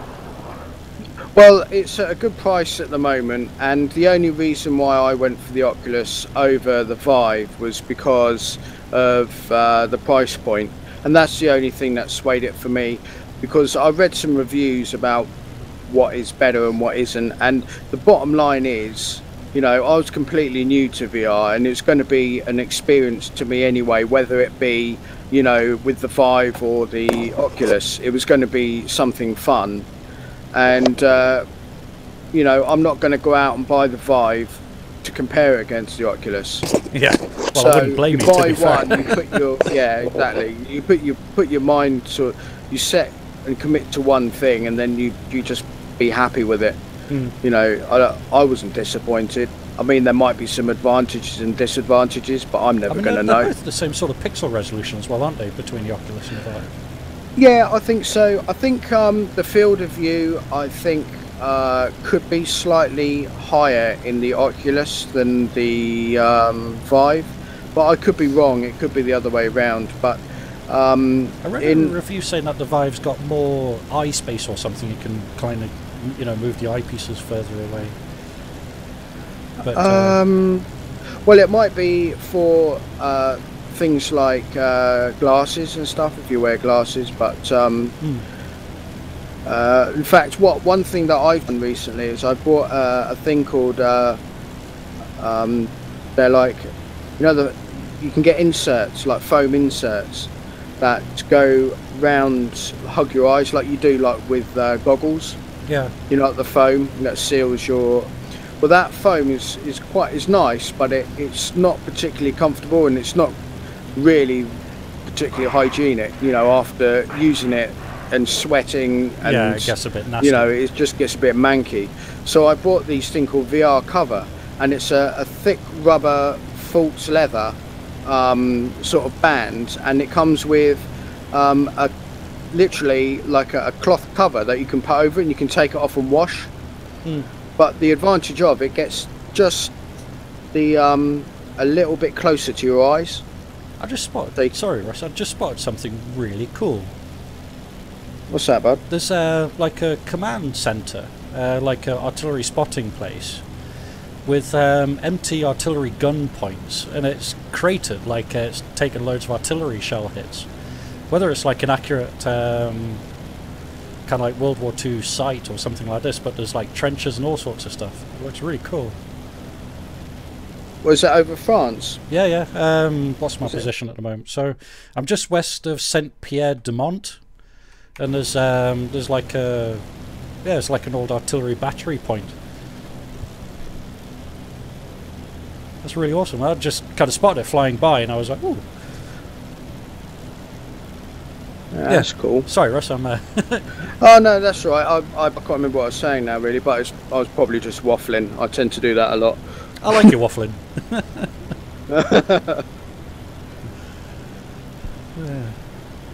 Yeah, there's a lot of airfields. Sorry, mate. Yeah, no, go. All you. There's a lot of detail in the airfields, isn't there? You know, in with the some of the buildings and stuff, they look pretty much on point. Yeah, definitely. You know, kind of nice period features and things on them. And with the World War II asset packs, you can add in tons of different like anti-aircraft artillery types. You know, different World War II vehicles and things.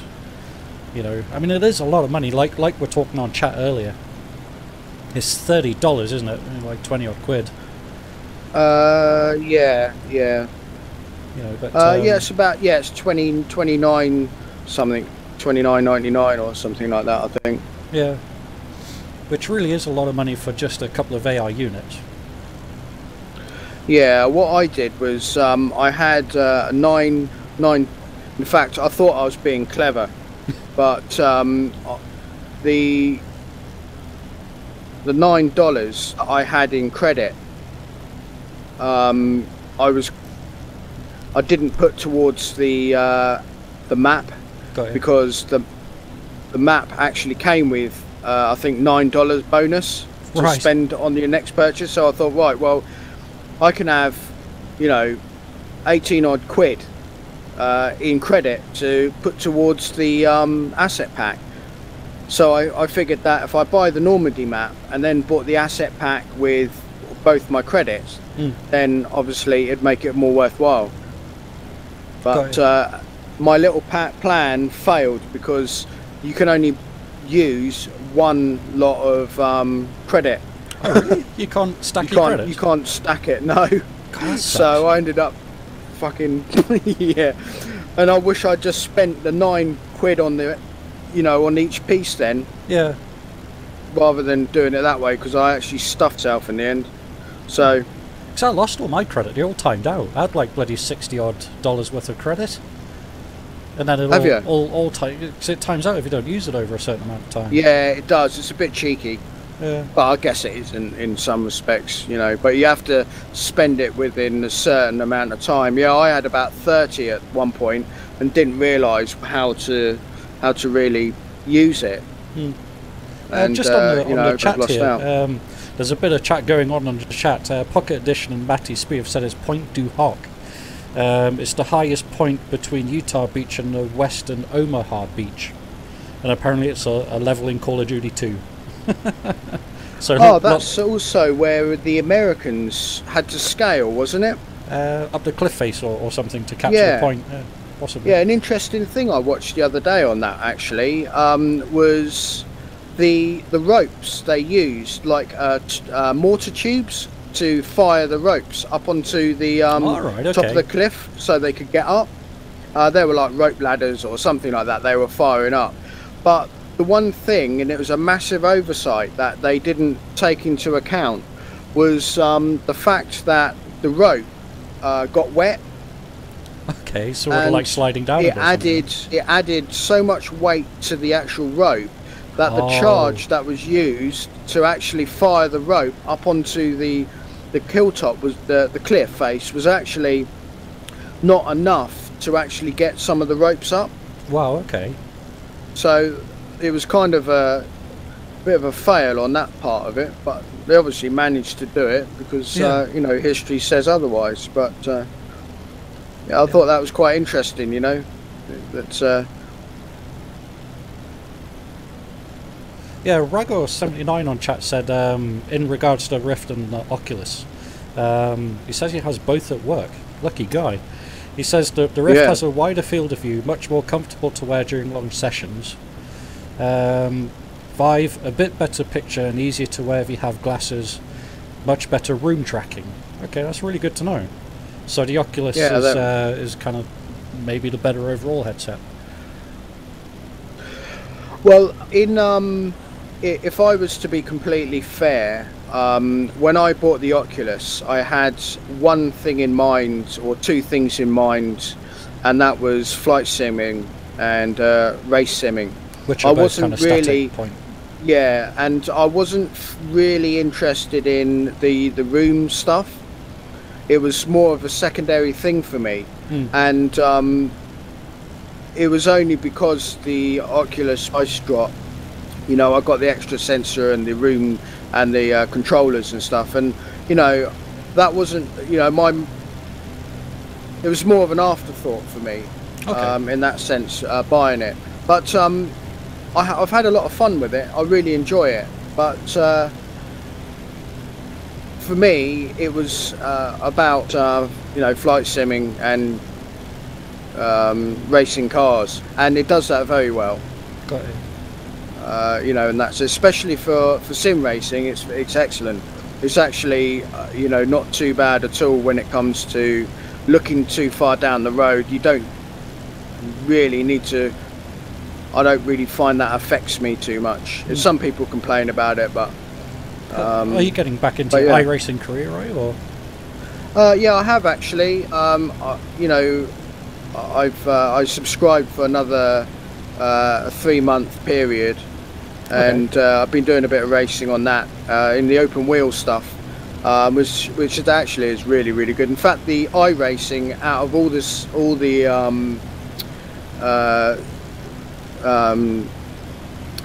sim racing sort of games out there, is actually very well tailored for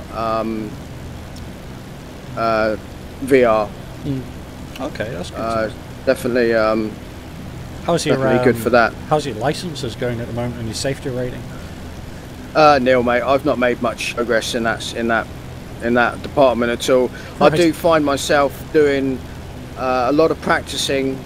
I set up a car. I find something that's, you know, drivable, something workable, and then it gets to the weekend, and I think, right, well, I'm going to do a race and try and get the strength of field races, but I'm usually busy. I'm usually doing something, so I spend most of my time hot lapping. So okay, it's a pain in the arse, really. So it's I had immense fun when we were doing those kind of Daytona races, you know, on the carb cups. Yeah. Well, I've had a go in the carb cups, and on some of the ovals. I don't have a lot of oval content, but yeah, man, that is really good. Really, really good fun. Awesome. But yeah. I'm just looking down at the map here, man. There's certain points in this that make awesome kind of like mission waypoints for like bombing factories, or you know, kind of ingress points and things. You know, just kind of like thinking about like missions as I'm kind of flying around here. You know, it's a really nice put together map. Loads of detail. Yeah. To be honest, it's helicopter heaven. For me, this is superb. Yeah. You know, flying them up over these trees and stuff. It gives you the whole European feel to it, you know, which is really nice with the hedgerows and the trees, and you know, there's some little details I'm spotting in the you know, the towns where you've got like the period sort of cars parked outside shops and stuff. Yeah. You know, it's really, really nice. I've just been spotting those as I've been flying around here. There was a couple of trucks driving along the road there as well, like old like Bedford flatbed things, you know. Oh, really? Yeah. But it's funny, you know, there's way less kind of... I've set this to 1940s, and there's way less traffic on the road, you know, kind of just like the occasional truck rather than, you know, like buses and, you know, kind of trucks and cars and that everywhere, you know.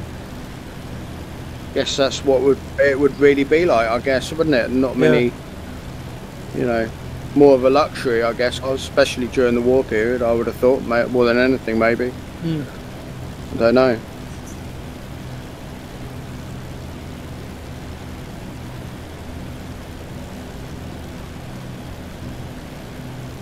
Just trying to think where I am on the map now. Let's have a look. So we've kind of flown all the way along the Normandy kind of side of it, and we're getting up towards Cherbourg. Then we'll fly up to Le Havre, and then we'll come back and try and find you, I suppose. How's my fuel doing? Yeah, I don't know where the where I'm at, to be honest. I've got F10 view on just for simplicity. You're actually just over the airfield where we landed the Spitfires earlier, as a Ville. Oh, really? Yeah. Oh, I've just flown over some trenches and stuff that are in a field. That's pretty cool. Oh, nice one. Just swing around and have a look at that. I would have never seen that otherwise. Where the hell was that? So there are still a lot of sites like that in France, wasn't there? Where, you know, there's like old kind of battle sites from World War I and II. That's kind of what I thought it looked like straight away. But I thought, well, no, it'd be more World War II. But I can't find it now. Where was it? Yeah, it's just outside the airfield. Oh, okay. Yeah, I found it again. There you go. Ah, that's pretty cool. I'm right over the top now. Yeah, just trenches. Awesome. Just spotted a nice cool lighthouse.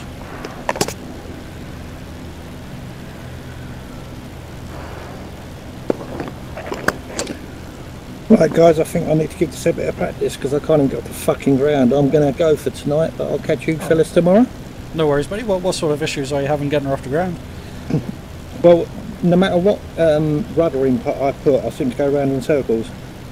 Check your brake binding, or check your rudder bindings, I guess. Are the pedals kind of moving left and right as they're supposed to, are they?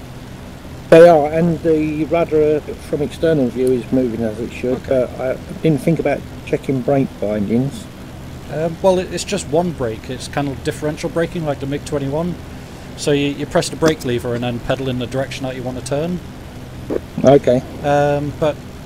I mean, start off with like full right rudder, I guess, and then as you gain speed, kind of bring the pedals back to centre, but only use you know, like a quarter to half power. You really don't want to add too much power in there.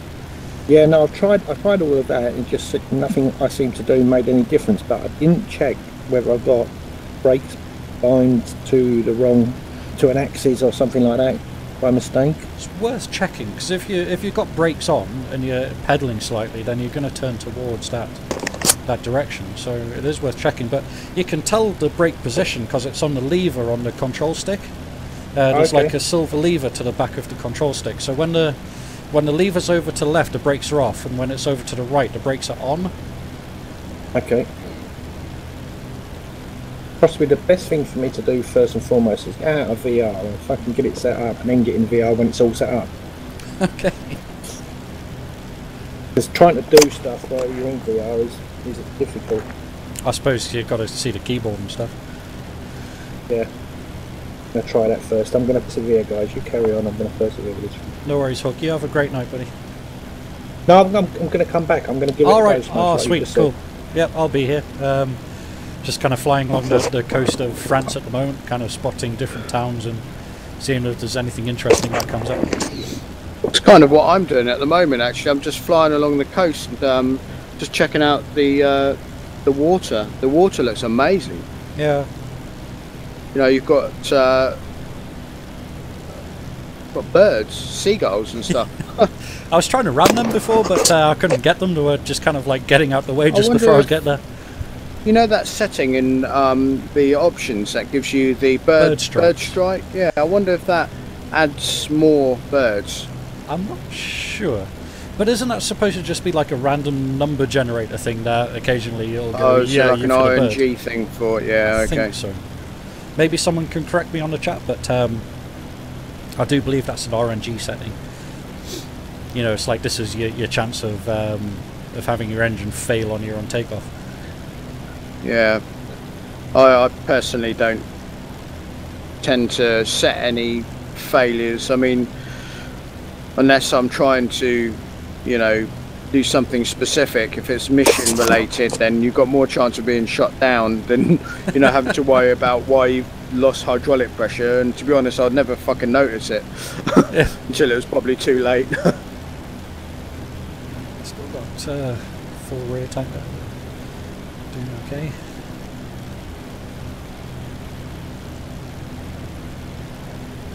So one thing I love on the Spitfire, it's a really nice touch, is that when you first start off, you have tape on the guns. Well, love you too. Yeah, that's my girlfriend's just come back in. So. No. Yeah, but as we were saying there, you get tape over the guns, but when you fire them off, that tape disappears, and then you get kind of like charring marks build up on the wing as you keep firing, which is a really nice touch. You get the little tapes, don't you? Is that what you're talking about? Yeah, the tape yeah, the tape that disappears off the wing. Yeah. What was that for? Was that just speed? For oh, really? Yeah, you gain an extra couple of miles an hour when that tape's covering the wing. It creates a certain kind of drag coefficient thing. So they tape them up so yeah, the wing's more efficient. Oh, that's interesting. Yeah. Hang on a second, Smudge. Huh? I guess it also stops FOD going into the gun port. Hold on a second, yeah, sorry, Smudgy. I'll be right back, mate. I'll just take care of something quickly. Go give her a good seeing too. Yeah, I need to find a place to land it as well, so I can't pause it. Yeah, they do. Right, don't need to land anymore. Have you crashed? No, I'm crashed.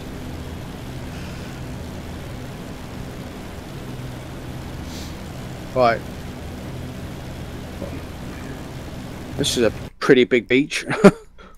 Yeah, I'm just near. It's a very big beach. I'm just getting near Le Havre, which is like I guess like a big town or city, and it's really quite well built up.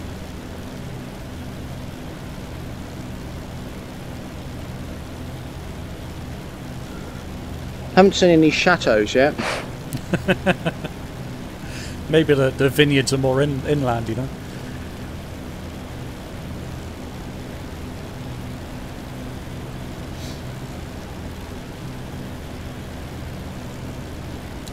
I'm really impressed with the performance on this too. Considering that it's a lot more populated than Vegas, and maybe even parts of 1.5 Caucus. It's running incredibly well. Yeah, it does. There's a few jitters in VR, Right, which okay. you know, it just ever so slightly every now and then. It's kind of like just a little hiccup. So I don't know if that's maybe network or whether that's actually, you know, something else. But there's some settings that I can change that I can probably sort of smoothen that out a little bit. So I don't need the draw distance in VR. You know, I don't need to have, you know, the tree distance drawn out further than I can already see in VR. So, you know, I can probably sacrifice things like that. But yeah, no, it's all in all though, it looks very nice. It does look really nice. I mean, I guess this is the summer map, because it's what, June 4th or July 4th. But does it snow? Is there a snow part one of it, or is it just green? I'm not sure. Possibly. Yeah. There's a strong possibility. I know that a lot of the World War II asset vehicles actually have several different shades. There's like a spring, summer, autumn, winter type skin to them. And if you put it on the winter one, they get covered in snow. You know, which is a really nice touch. I did a stress test. I built a map. I put a large bomber wing of B-17s. I had about 20-30 ships with kind of about 40 landing craft heading into the Normandy beach. Had gun points all the way along the beach. And with everything going, you know, it was really struggling trying to...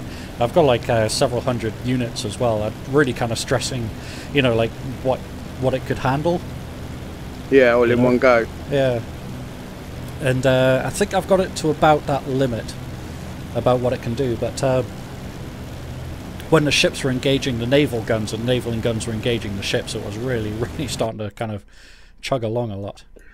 Yeah, I think they track every individual bullet, don't they?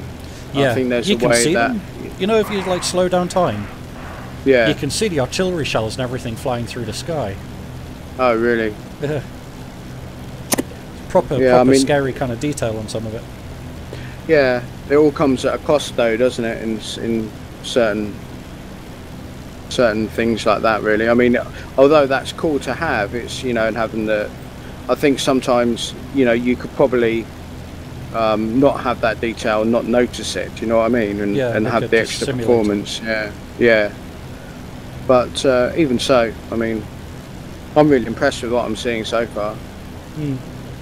Yeah, the Washout was just asking there on the chat. I just had a look down the chat there to see what was going on. He was saying, how's the map FPS wise? Currently, no problems at all. Really smooth. Yeah, not too bad. They've done a really good job. And Jacob Loeb said that the tape was there to stop moisture getting into the guns and jamming them, which is fair, stop FOD getting in there. Yeah, I guess that's you know, another reasonable.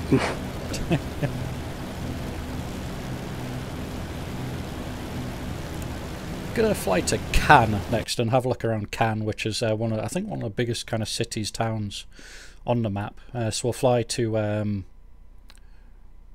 Austrium. My pronunciation of place sucks. And then we'll follow the river down towards Cannes. Although I am starting to get on the lower side of fuel here. I'm down at 30 gallons. Where am I? I'm in Normandy.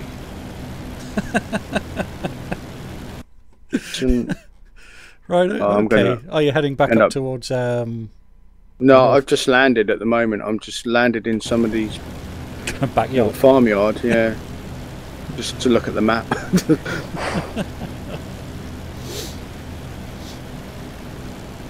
Yeah, the Spitfire really doesn't have the endurance of the P-51. You can't fly this thing for 6 hours.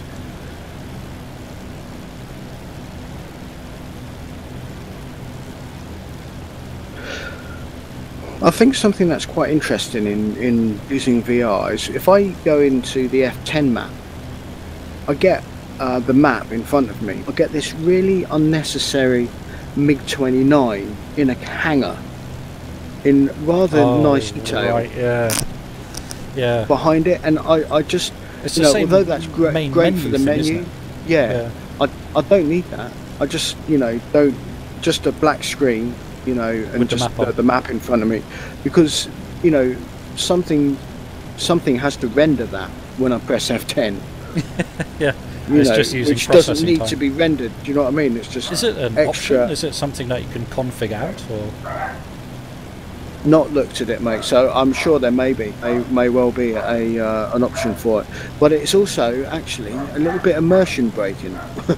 Yeah, I suppose. Because all of a sudden I'm peacefully sat in a hangar, albeit with some dogs barking in the background. But yeah, it's weird. Maybe put a Spitfire in there at least, you know. Just like to give a shout out to TH3HY3N4. I guess that's the something. Who's said, "Wow, finally caught a glimpse of you live. Love your videos. They are my go-to tutorial vids for DCS. Keep up the great work." Thanks. Oh, awesome. Yeah. Nice. I'll have to do more of them at some point, I guess. But yeah, I've not done a tutorial video in some time. Yeah, so they're always handy, they're always popular, because, you know, there's always new people coming into, you know, trying to learn about DCS and all the modules. So, I mean, you know, it might sound a bit soppy, but it's kind of why I started doing these, you know, because, you know, I mean, I love the DCS, been flying it for years, and, you know, I just thought, well, if I start doing kind of more videos about it, because there wasn't many on YouTube, really, kind of when I started doing these, even though I was, you know, still small time at the moment, but, you know, just to try and promote DCS, really. Yeah, definitely. I think a portion of the money goes to a good cause.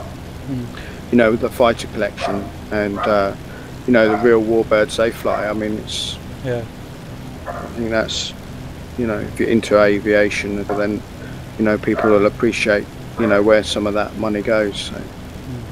And it is really worthy. I mean, the fighter collection is fantastic. I've been down there a few times, and, you know, I was so lucky to have dinner with Nick Gray, who's the head of the fighter collection, and have a really nice talk to him. And eccentric, but an absolute fantastic guy. You know, really brilliant guy. You know. Yeah. Oh, that must have been a nice experience. Yeah, one of the best weekends of my life. Yeah. Oh, awesome. And meeting some of the ED guys as well was eye-opening. Yeah, I can imagine. They're quite a passionate bunch. So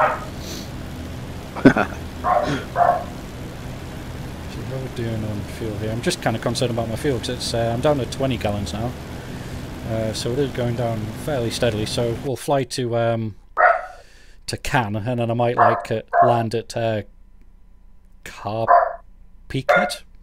We're going to land at Carpet to the left of Cannes. Carpet K. I don't know. I never took French in school. I was so bad at English they never made me take it. So yeah. So no, honestly, God's honest truth, hand on heart, bit of personal information about me. When I was young, I had such a strong Geordie accent that nobody could understand a word I was saying. Absolutely nobody. And when I got sent off to boarding school, which was down in Surrey, the teachers and the guys there just had literally no idea what I was saying. They're just like, this guy isn't even speaking English. So I got taken out of French. I didn't have to take French anymore, you know, kind of at that period in school when you start taking other languages. And I had a Hungarian guy teach me how to speak English. Really? Yeah, absolutely. I can tell. Yeah, that's that. Yeah, but yeah, I had a Hungarian guy kind of take me for extra English and elocution lessons when I was when everybody else was doing French. And that went on for about a year or so. and then I kind of took up German, you know, because I have a German family. But I haven't spoken German in so long that it's kind of become unusable, really. I can still kind of recognise when people are speaking German to me, I can still pick out some things, but I wouldn't dare try and speak it back to them. Well, it's good that you understand it. I mean, I have no clue. I end up just wishing. I think it'd be nice to learn another language. Yeah, for sure. I think you know, I think so many people in Europe get taught English. You know, it almost seems to be an imbalance for anybody in England to really not be able to talk either French, German, or Spanish. Or I mean, it's almost. Forget. It's not really pushed, is it? Yeah, but it's almost like an ignorance in this country. And it's like, well, everybody speaks English, so why do I need to speak French or German or Spanish? You know, it's a real shame because you know there can be a lot of joy from learning a language. You know. Yeah, definitely. I mean, my brother amazes me. My brother picks up languages so easily. You know, and it's like he went to Thailand for a couple of years and he came back fully fluent in Thai. And I remember he took me out to dinner at a Thai restaurant. And he started talking to them in Thai, and the Thai waitress in there just kind of looked at him a bit baffled, like, fucking, he speaks my language and I don't speak it myself, like, you know. Yeah. Just like, oh god. You know, but it was just funny. Really, really. No, nice I think that's it's awesome, really. But I'm a bit pants at language. Well, hell, I'm still a bit pants at English, you know. Pronouncing things is always a struggle for me because of my dyslexia. But you know, you do what you can. I read the other day that that's to do with your eyes more than anything else. Somebody did a study into it. Oh, my eyes! Oh shit. Well, I don't, not necessarily. Your. You know what? I'm probably going to quit talking about it because I don't. If I say anything now, I'm not. No, you crack on, son. You know. Well, no, I read I'll hand you a shovel somewhere. Yeah, yeah. Well, it was to do with the fact that you got your eyes generally work asymmetrically. Yeah. So you have different light coming into your eyes that hit different places. I mean, your brain sorts it out, so you see proper colour and you see things as you would normally, but your eyes actually perceive things slightly differently. Right. And they think that people with you know, mild dyslexia or with dyslexia, they sometimes, you know, see numbers the wrong way round, or they see 3 and E, and you know, it kind of, they get mixed up by stuff like that. And it's because that the asymmetry in your eyes actually sees things differently, and your brain puts it together to make it look right, whereas eyes that see things more symmetrically tend to confuse the brain and not actually see what it is. Doesn't actually give the brain a chance to actually work it out for itself, sort of thing. It's interesting. So the art, yeah. It was something that I read. It's like a little scientific paper. It was not. I'll have to see if I can dig it out for you, Smudge, and I'll send it over to you if you're interested at all. But it's not very long or long-winded, but it's quite interesting, and it's really only a theory, but it's backed up with some pretty good science. But yeah, see, there's me waffling again. So no, honestly, man, it's good waffling. You know, it's always good waffling. I just landed the Spitfire again. I'm getting there. It is the asymmetrical braking, I think, that was my problem. So I've been up in the air once on a solo mission, not in multiplayer. I've just tried to join you and fucking trashed it. So I'm going there, guys. I'm gonna persevere. Keep trying, man. I'm getting Keep trying. You're always welcome in. You know that. Yeah, no, I'll see you both tomorrow. You on tomorrow night, Russ? I'll have to see what I'm up to, mate. But for now, I'll probably say yeah. But I can't put a firm date on it at the moment. But definitely catch up with over the weekend if you're about. Yep, I am, certainly. Yep. You know something, I think I've just made the best landing of my life in the Spitfire. Not a rock, not a twitch, just, you know, smooth, straight down on the 3 points. I'm proper happy with that. Nice. I'll catch you fellas later. Yeah, take care of yourself, buddy. Yeah, take care, mate. What did we have left there? We had about 10 gallons. I'm going to shut this off, and, well, not the game, shut the Spitfire off, and I might go jump in a Gazelle and Have a fly around nice and low. All right, let me know, and let me put this thing on the ground. So I'm flying quite low, and if it jitters, then I'm gonna end up crashing. So okay. I'll come and join you. Sweet.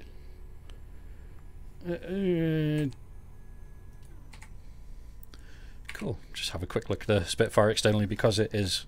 I love it. I absolutely love the Spitfire. Not just because it's, you know, the most iconic, or one of the most iconic aircraft of World War II, but it's just fun to fly.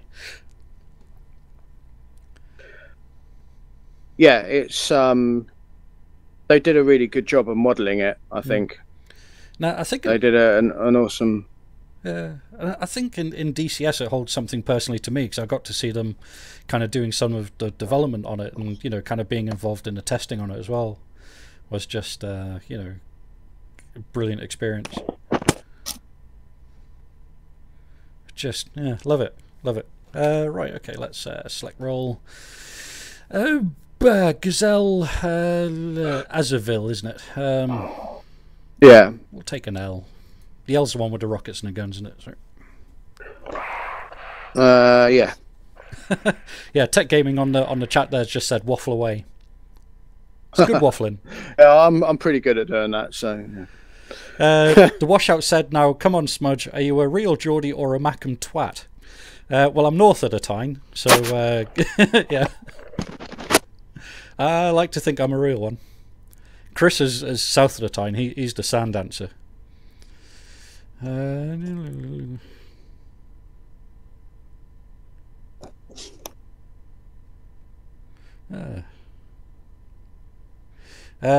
the hyena. It's the hyena is what it says. He says on there, by the way. The hyena's asked, will you make some content around the Viggen? Personally, it's my second favourite module after the A10C. Would like to hear your thoughts on it. Absolutely. Did a live stream just the other day with the Viggen, which was interesting. But I'd be more than happy to do some tutorials on it. I'm not 1,000,000%. I'm still learning the Viggen myself, but I can do navigation. I can do bombing, deploy some missiles and things like that. But it's a very complex aircraft, and there's a hell of a lot to it. It's kind of like the A10C. You know, it's one of these things that's just going to take years to kind of get a hold of, you know. But you know, it's fun because of it. Ooh. They've updated some of the internal textures on this. That's really nice.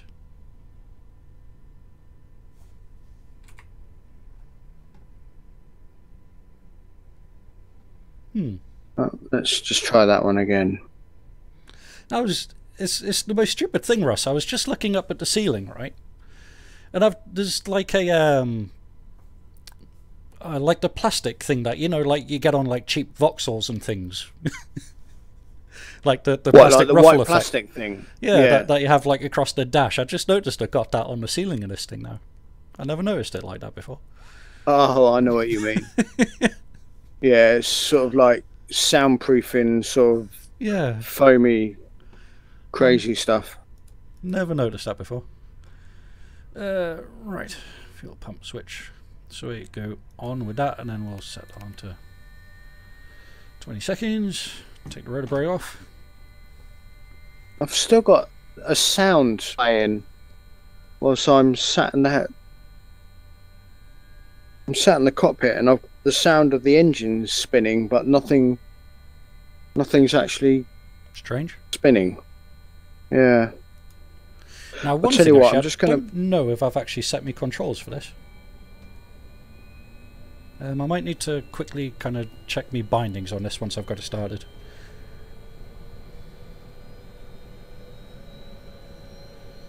Oops, bit of a stutter there. Is that you jumping out, is it?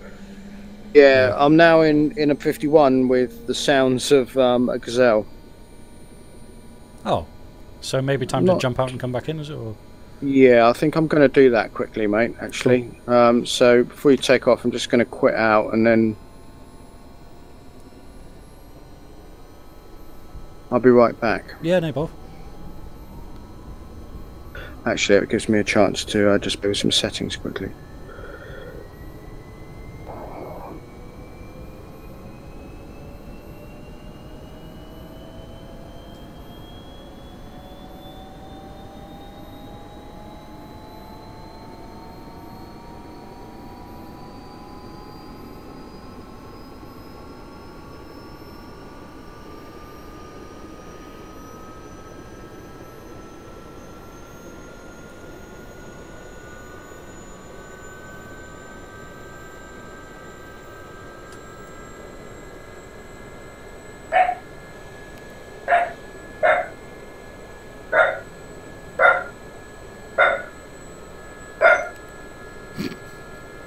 Woof, woof, You woof. have to apologise. Yeah, it's my little dog going No, mad. that's alright. I love dogs, you know that.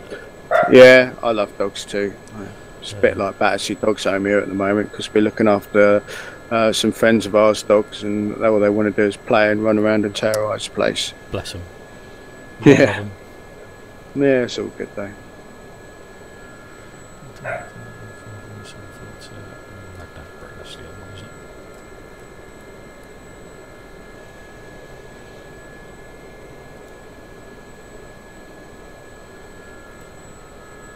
Right, so let's make this reset.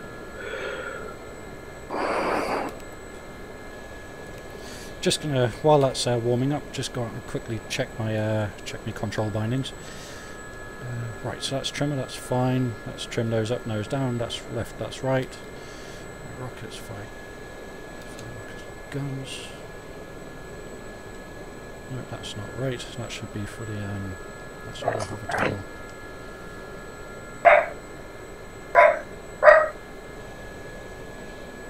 Autoslave, that's all the pilot master, that's fine. One thing I do actually need to do is set up the TV controls. Navigational.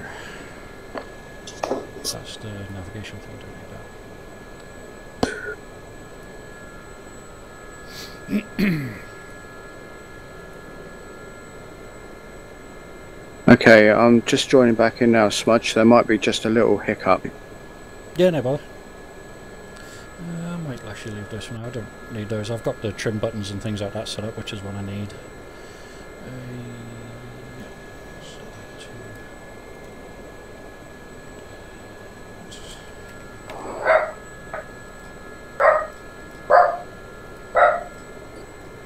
Is that really loud coming through to you, the dog barking? Nah, it's fine. I don't mind a bit of dog barking. Request rearming. Stick some rockets in it. Copy. Okay, I think we are cool and groovy.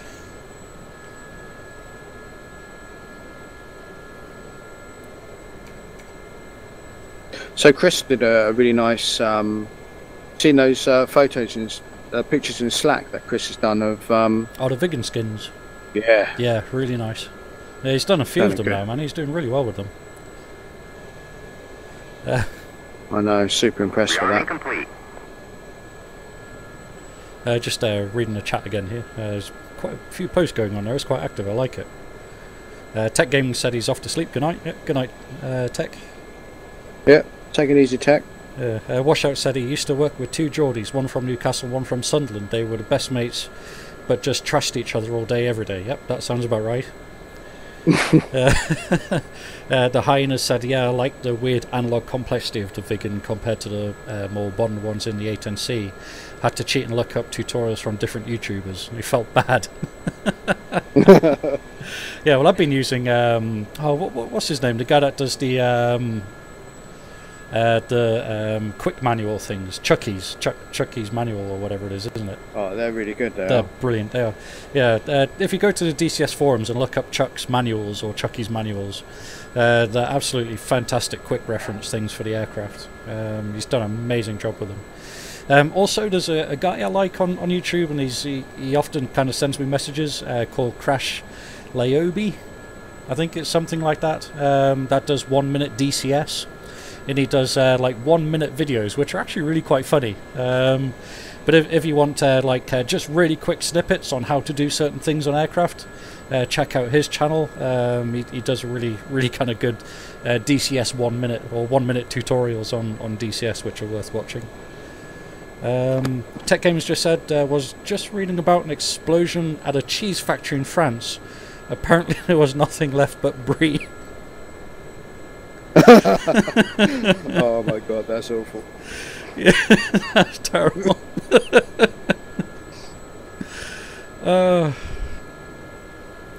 Shad Wygand has said, I would love this map but heard it lags bad. We've not been noticing any lag tonight. Guess we may have been lucky with that one, but it seems to be doing just fine there.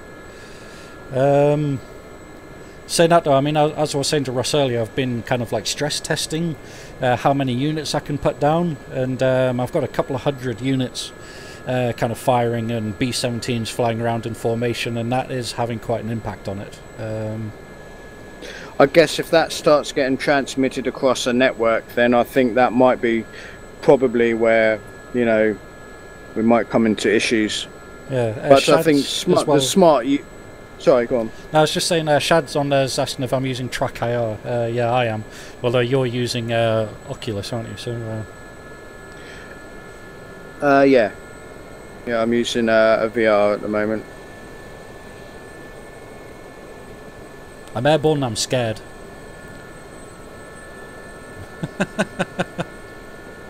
It's been a while since I've flown a Gazelle. I do love it. Absolutely love it, but it's just seeing if I can hover it. It's funny because you put in a little bit of power and then it shoots upwards, then it moves out of its own ground effect, then it starts sinking again. So you kind of get this like up and down kind of thing with it, don't you? Yeah, it's like a proper light helicopter. I guess, you know, not being a real pilot, I guess it's probably, you know, the sort of thing you might expect. I don't know. Yeah, I mean, I've met Ollie, the guy that done the Gazelle, and he's a brilliant guy as well. You know, really nice guy to talk to. Is he the one doing the BO? It is, yeah. He's now with, he's started up Miltech 5 or whatever it is, and the other guys have taken over the Gazelle. But this is the manoeuvre that made me hate the Oculus with all of my heart. Whoops! Whoa, no, that went wrong. But yeah. Yeah, that actually that would bang. I got my girlfriend with it because we were watching that astronauts thing. Right. Okay. Like the training, the astronaut training thing, and I said, "Hey, look, Jess, what you want to do is have a go at hovering the helicopter." I said, "I can do that," and she was like, "Oh, I'll give it a go," sort of thing. So. She's using the Oculus Rift. She's never. What is that noise? Is that local? Never. What's that? It's got like a bashing noise going on. I think it might be. Come back in and see if that goes away. So yeah, she's sitting there flying this Gazelle, and she's doing okay. You know, it's like pretty much take off, flying a straight line sort of thing. And all of a sudden, she starts to sort of lose control of it. Oh, and okay. Yeah, within about 5 minutes I had the handset in my hand and she was leant over the toilet. It was that bad.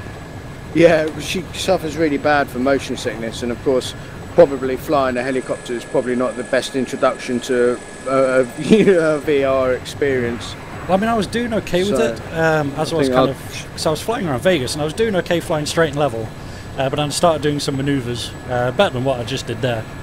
And yeah, it all kind of went horribly wrong. It's kind of sounds really weird, but I don't get hit by it anymore. Right. Okay. Occasionally I do if something happens really quickly, but generally I can, you know, I don't get that sort of weird wobbly feeling that in your head, and I kind of miss that to a certain extent because it's something that I've never really experienced with, you know, playing a computer game. So, you know, in that sense it was, but also I can understand why it can be such a nauseating experience for some people. Because I've crashed, I've now got that constant G sound, like rocking and the guy breathing heavy. I tried changing frames to see if I could get rid of it, but it's not going away. What do you want to do? You restart then?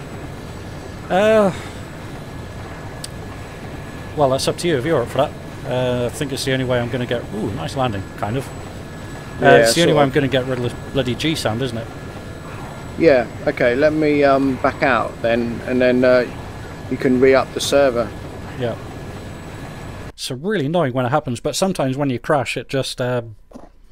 you get that kind of like G sound, which is really annoying. Yeah, that's what I had with... when I backed out, I just had the noise of the helicopter because it was the last thing that it was played when I quit. Bit weird.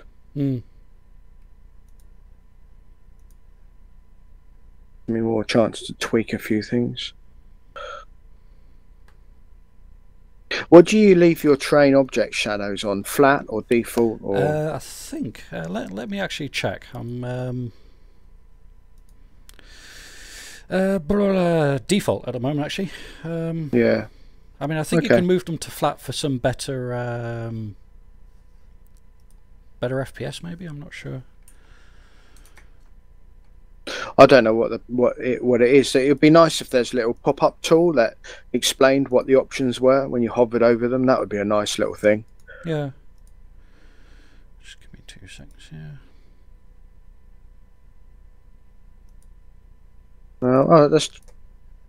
Maybe I bet it resets if I do this.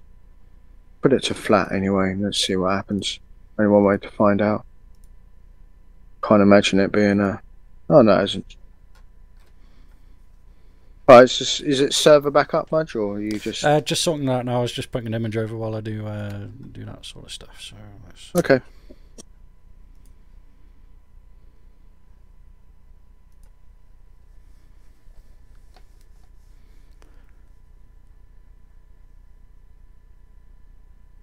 Sorry, just heading back to the chat here. So,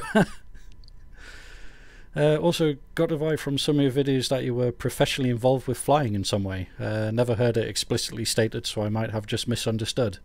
And then the hyena said, "Helicopter death trap equals death traps confirmed. Bloody things." Yep. Dirt Wookie said, at this moment, Smudge knew he fucked up. Nice Shaw Wank reference going on there, like, you know. And this is when Andy realised he'd fucked up.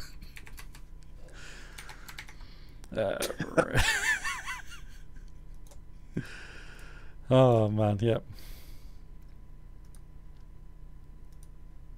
Cool, and then we should be back in game and unpause, so it's cleared for you to join whenever you want, Russ. Okay, mate, on my way in. In now. Yeah, Shad said he was sick in VR at first, but it does lessen over time, which is kind of what you were saying now, wasn't it?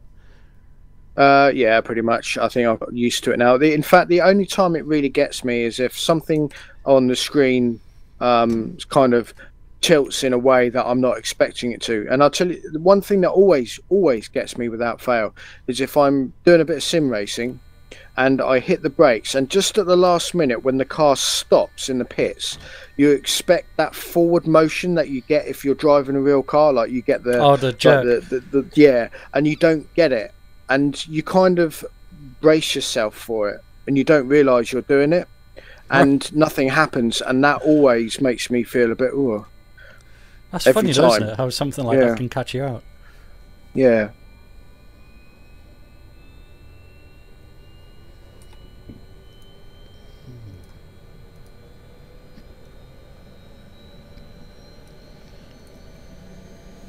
Just starting up the chopper now.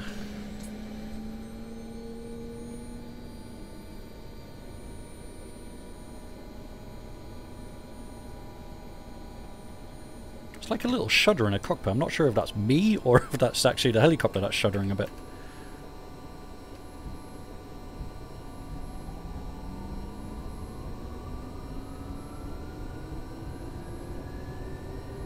Are you just starting up your turbine? Yeah. Oh, sorry. Hyena said, but you didn't answer the question. What was the question?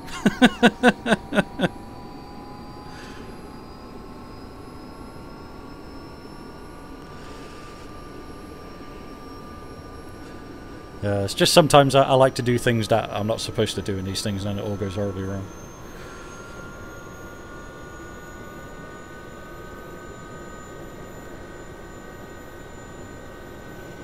Oh, is that the one about being professionally involved in flying? Well, I'm not a qualified pilot at all.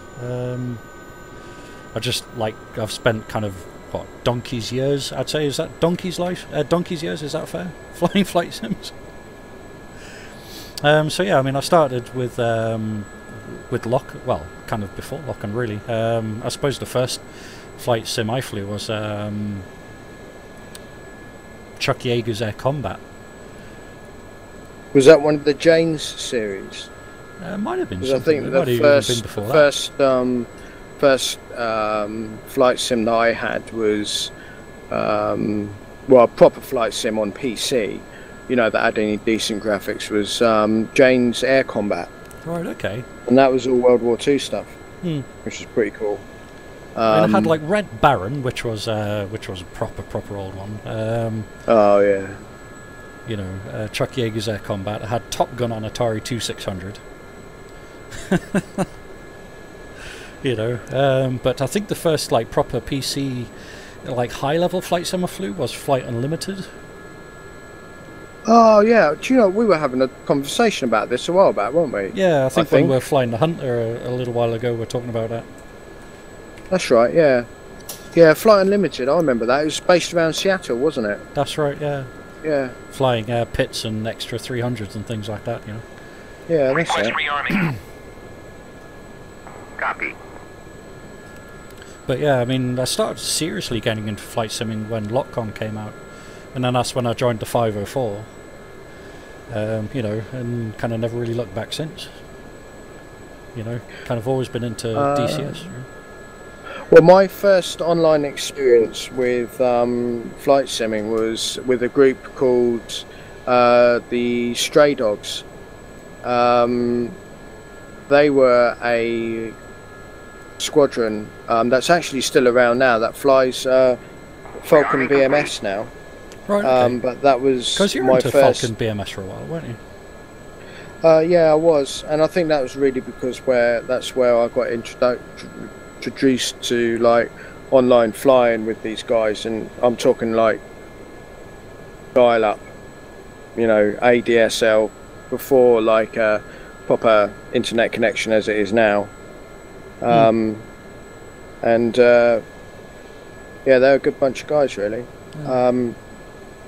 And that's really, but I think my real love affair with flight simming kicked off more when I got Lock On, Modern Air Combat as it was called then, and obviously met you guys through Hi Hat and the 504th, and the rest is pretty much history, really. And it's all history now, crikey. Well, 2005 or 2006, wasn't it? Something like that. Yeah, close to that. Memory serves me correctly. I mean, 2004, I think I joined a 504. You know, until its demise in, what, 2010, was it? Something like that? Something like that, yeah. Because that's kind of the same year I came out the Air Force. Or 2009, I came out the Air Force, which is about when it all went Pete Tong. I'm underneath you, Smudgy. I know, I'm trying to back away from you. Yeah. Let me just... Got a bit of wind, haven't we, going on here? Yeah, the wind's coming from your back. It's a bit of a tailwind at the moment. Alright, lead the way, mate. After you. Ladies first. Oh, actually, yeah, okay. Follow me. Cool. And try not to bloody smash into you or crash this thing. I've not had as much stick time as I want in the Gazelle recently, so it takes a little getting used to again. Yeah, I don't tend to fly it particularly fast anyway, because I don't know. I love flying it. It's not a very fast helicopter at all. In fact, everything seems so much bigger when you're flying this thing because it takes so long to get there. I think it's why it's the first thing I flew in VR. You know, just for the simple scale of things, you know, and having that huge bubble cockpit. What I'm going to do is try and take you out to where this. Well, I saw these the trenches thing. Yeah. Cool. I think I may have gone past them now, but they were around here somewhere, around this little village.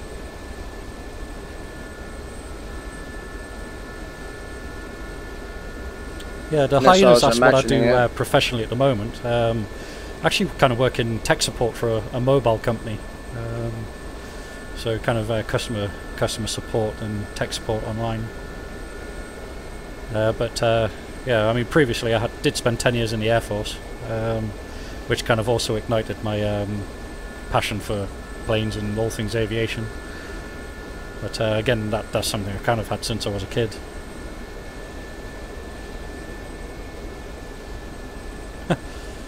Derp Wookie has said that my first flight sim was fishing on the Dreamcast. Flew for about 3 seconds, then plop and sit there for 20 minutes.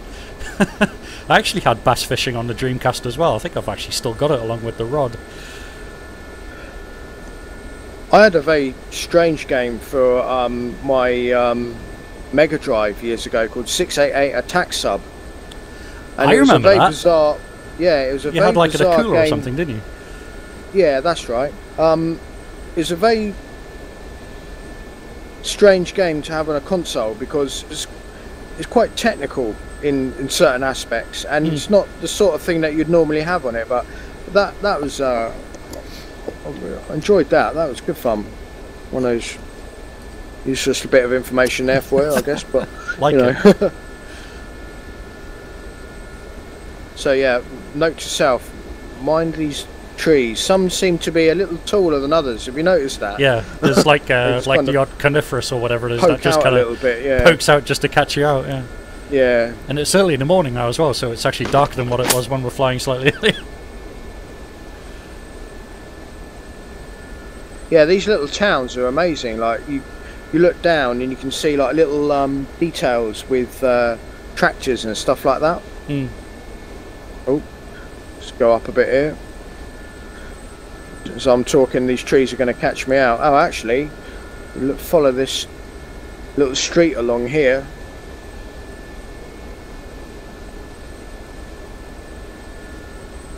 Just lost you there slightly, actually. Huh? You lost sight of me? Yeah, just when you turned down the street.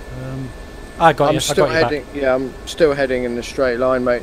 I'm following this down to the coast, and I was going to go left along the coast a little bit, and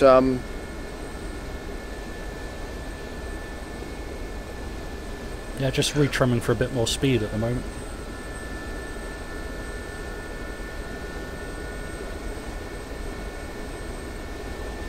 Are you far behind me or not? No, only a couple 100 meters.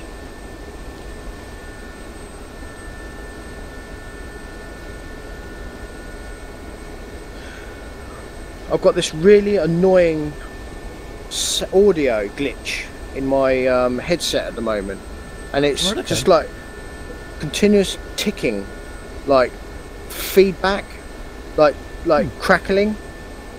I had it earlier on. Is it on aux or USB? Huh? Is it an aux port or USB?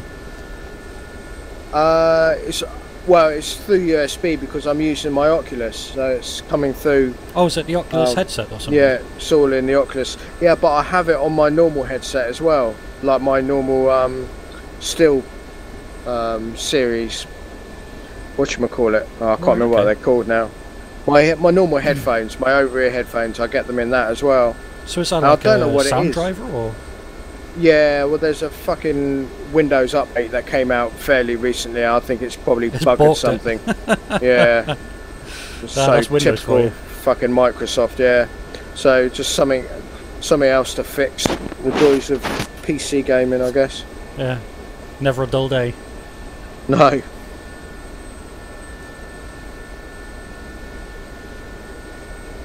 Another little town. Yeah, an airfield just to our 11 there as well. Starting Where? to fall back a little. About your 11 Oh, o'clock. I see, yeah. Yeah. Take a little flight over that. Moving away from me slightly here. Have you picked up your speed, have you? Doing about 200 knots. I've trimmed for 200 knots. Okay, I'm just about 210, so I should start catching you. Yeah, I find, yeah. No, you go, bud. No, carry on, mate. I was just to say, you can actually tell a lot more of the relief of the terrain when flying helicopters this low. You don't realise it's this kind of hilly, bumpy. Yeah, hilly. Yeah. You know, when you're flying the Spitfire up, even at just a couple of 100 feet, it all looks flat. But from down here, there's a hell of a lot of terrain elevation changes. Yeah, definitely.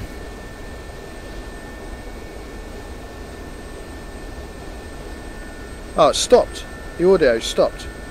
Oh. Like, stopping, that's weird. Or has it? Is it just that your mind's got used to it? Well, it's just going tick, tick, tick, tick, tick, tick, tick, tick, tick, like that continuously. I'm like, wow. Oh my God. You know, like when you're driving along and you haven't got the stereo on in your car and you've got just like this annoying little rattle, or you've got a Coke can sort of just out of reach, and it's just drives buzzing you away. Nuts as you're trying to drive. Like. You end up dropping down and driving in a higher gear just so it doesn't resonate. Yeah, I've been there. Yeah. Are you still driving? Oh, and it's again. What are you driving now? So you were driving Subarus for a long time, weren't you? Yeah, I drove a Subaru for about 4 years, something like that. Yeah, I think it got too expensive to run. I'd spent a lot of money on the engine and, you know, little upgrades here and there, and I just like, I don't have deep pockets. Yeah, what are you driving around at the moment? A Golf GT. All right, nice. Yeah, little diesel thing. It's not like, in fact, it's actually, I really love the car. It's such a nice car to drive. It's nothing special. It doesn't stand out. You know, it's just getting it. It's just a nice drive. You know, I just enjoy it. It's probably a damn sight more reliable than my frickin' Mondeo. Have you had issues with it? Ever since I got it, it's just a frickin' pig. Injector problems, mainly things like fueling, diesel misfiring. It's overdue its MOT now as well, and I'm just fucking dreading taking it to the garage to get checked out. Yeah, it's a shame, isn't it, when things like that happen. It just so demoralising, because things like that are just beyond your control, and cars, man, they just fucking eat away at your bank like no one's business. It's just constant money out, you know. Yeah. Well, in another 30 years' time, mate, it'll all be electric. Yeah. Well, that's the way the government's pushing, isn't it? If you're not driving electric, then they're going to frickin' charge you through the nose for having a car. Maybe, or maybe they'll just get you with the insurance. That as well. You know, yeah, I don't know how it's going to work out. Just saying that cars are just like a tax revenue, aren't they? It's just, you tax when you buy it, you tax on your petrol, you tax road tax. Now you got bloody congestion tax, pollution tax. You know, it's insane the amount that they frickin' tax you for a car. Yeah, definitely. It's like, fuck off. You know, stop taxing me on my tax. Yeah. Imagine if we started doing that. Well, you're paying this much tax, so we have to pay, like, you have to now pay this much tax on top of your tax. Yeah. You know, you just want to scream fuck off at them, you know. Yeah. Fucking money, mate. Yeah, it's a necessary evil of this world. It really is. Money, religion, and power. Get rid of all of those and you'll be sorted. Yeah. You'll be in fucking Star Trek. Yeah, that's it. Exactly what I was about to say. That's the sort of the Star Trek vision, isn't it, really? Yeah. But well, I suppose maybe, if you've got no money, no religion or no power, then you're a freaking hobo, aren't you? I don't know. I mean, sounds like heaven to me, mate. Ironically. Yeah. See, I'm just flying on this little coast. There's like a little mound all the way along. Yeah, you like notice that sort of thing. Just flying along, yeah, like a little berm. It's really cool because this is Normandy Beach, isn't it? This is kind of like Gold, Omaha, Utah, kind of, you know, all along the stretch. I guess so. Or is it? No, in fact, it's actually slightly further. No, this is it. Yeah, this is the Normandy Beach. So this is where they're all doing. Might see some emplacements a bit further along then. Yeah. Because I went into the mission builder and there's like on the assets pack there's a whole bunch of like tank traps and, you know, kind of like coastal defense things you can put down. You know, so I put all of those along here and you know, kind of populate the beach out a bit. Oh, that's pretty cool. You know what this kind of reminds me of at the moment though, just in kind of like a weird way. Yeah. Black Hawk Down. You know, oh, that's because there's a bit when they fly along the beach, isn't there? I think at the start, like, you know, and they've got like the Black Hawks and the A86s and that kind of flying along the beach. Talking about sharks. Awesome. Let's have a quick look at the chat. Wow, the chat's exploded. What the hell's going on here? Let's have a look.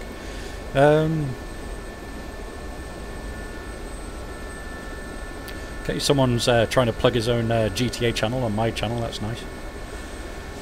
Yeah, okay.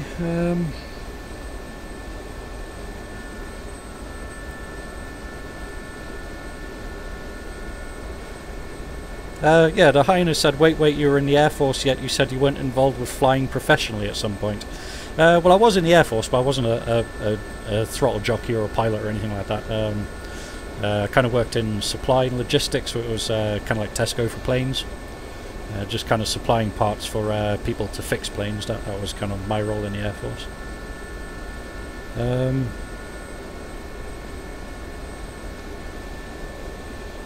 Lambo 93's asked, anyone know any casual UK groups to fly DCS with? This one. Yeah, I guess on that front, I guess watch this space really. Yeah. So I guess all we can say at the moment, but yeah, maybe a reimagining, a relaunch of the old 504 going on perhaps. But you know, more news on that maybe in the near future. Just got to kind of figure out the logistics of it all, I suppose, really. Yeah, lots of things to think about, but I'm sure that'll.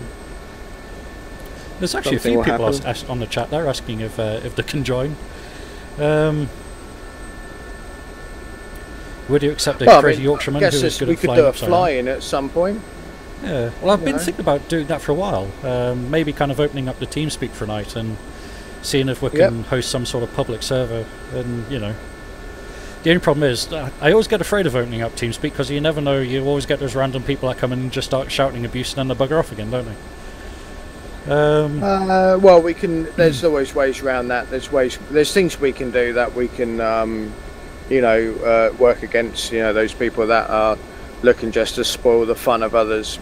There's things we can do. Yeah. But little conversation. Maybe we could have Smudge and sort that out at some point. Okay. Someone's saying, Smudge, do you have a support page at all, i.e. donations? Wow. Okay. I've never really thought about donations before. I mean, I've got PayPal.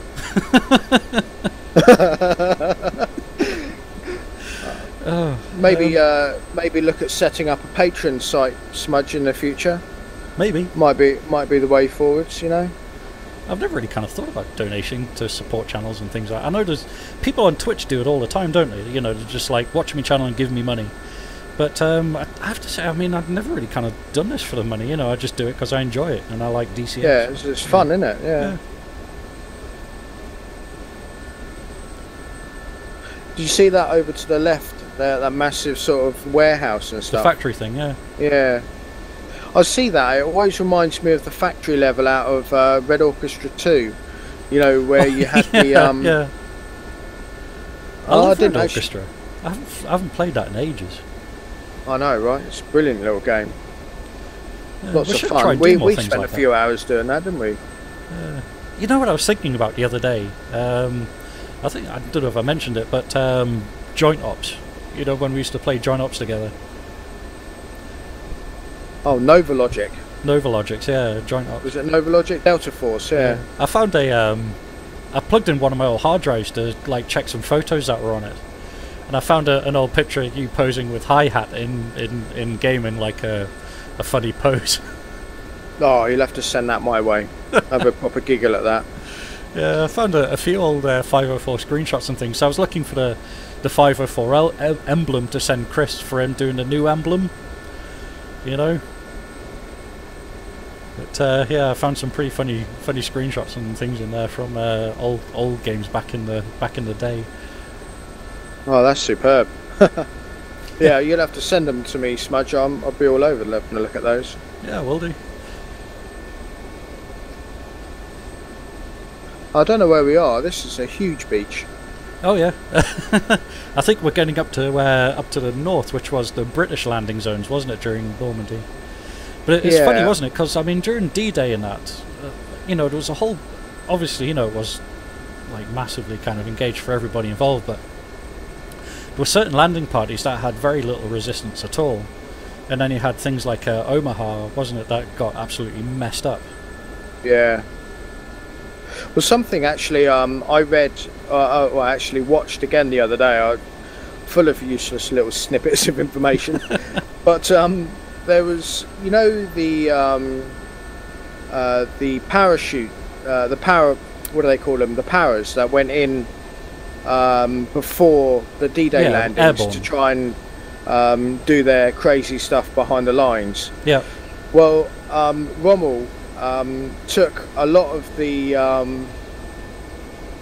rivers and dammed them, so it flooded the fields. Okay. In certain areas, so it allowed the well, it's basically to slow down the and catch out the paratroopers, or to actually just create a natural defensive barrier. And it kind of caught the Americans by surprise, because the harness that they use for parachuting out was a very complicated harness to get out of very quickly. It's okay if you land on the ground, you can get out of it and do your stuff and then be on your way. But the British adopted a 5-point harness system similar to what you have in a race car. Yeah, and you just banged it and it just came off. And so a lot of these flooded fields where a lot of these poor guys landed, a lot of the Americans and the British drowned, but more so the Americans, because the weight of their kit would actually drag them down into these flooded fields, and they couldn't actually get to the release quick enough to actually get the harness off, so they could actually swim to the surface. So, you know, tragic really when you think about it. You G yourself up for the whole thing, and then all of a sudden you end up, drowning in a field that's flooded by the enemy because you can't get out of your harness thing. So yeah, so the kind of took a real it was pretty harsh really, but yeah, that's interesting. There we go. Yeah, I thought so, because you don't see, you don't often see or hear about those those little things that happen. Little details like that always fascinate me about warfare. You kind of take for granted so many other things, and you're not actually getting killed by the enemy's bullets. It's by your own fucking parachute after it's saved you from falling 3,000 feet or whatever it is, only to pull you down below the earth. That is crazy, isn't it? Yeah. You got to I don't know where we are, mate. We're getting right up to the top end of the map here. We're Are we? Yep. We have to take a U-turn here. Well, I mean, we can follow this round and we'll get to Cherbourg, and then we can have a look around there, which is pretty big. Let's check out Cherbourg. In fact, this peninsula, should we cut across it? We can go directly west. That'll take us to Cherbourg, I think, from here. Yeah, so if we head directly west, then we'll get Cherbourg. Where are we heading now? Heading northwest? Oh shit. Oh shit? Yeah, I'm alright. I've lost sight of you though. I'm still... Yeah, no, I pulled up. Got you. What's that? I'm trying to do a little... Fucking... Okay, so on the... I mean, at the moment we're heading kind of... what, 030? I got you. I'll start turning left to west. We'll fly directly west. I'm over to your... 270. I'm looking for you, man. Yeah, I'm behind you, mate. I see you back to my right. Yeah, I zoomed in on the compass. So I've got like a little zoom button, and I completely lost where I was for a second there, and I was plummeting towards you, one of those tall trees that we were talking about. So yeah, I've not been as brave as you with the altitude. I've been kind of flying a bit above and behind you, just... Yeah, no, I'm just being stupid really. I'm taking unnecessary risks. But it's exciting. Yeah, I'll follow you for a little bit, mate. Cool. Just holding 270 at the moment. Well, I think I've got a slight right to left drift going on, perhaps. I could maybe trim that out, but I'm just... Have you neutralised your pedals? Yeah. They're sprung loaded on the CH Pros, so they kind of spring to centre. Sorry, just there's so much chat going on at the moment. Chris is going nuts on there. Wow, man, I'm like scrolling up and up and up. Oops, hello, I need to start going up and up and up. That's what I need to start doing, bloody hell. Yeah, Smudge, you need to look at where you're flying, mate, because you're going into a hill. Yeah, I'm putting in a bit of stick here.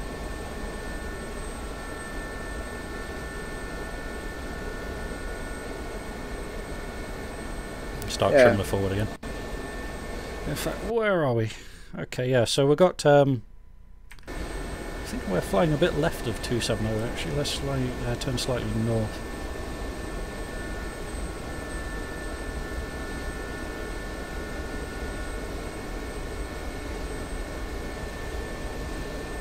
Just kind of a resting descent using throttle.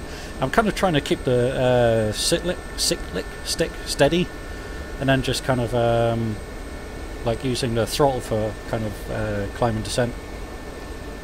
Yeah, that's what I do. I think I trim it for a little bit of nose down pitch, and then I just bring the power in and out just to sort of maintain level flight.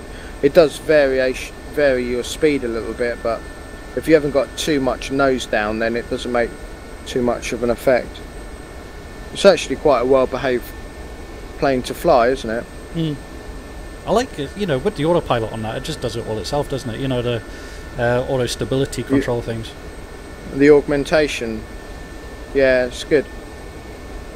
It actually makes it a very flyable helicopter. I don't mind flying the Huey too much.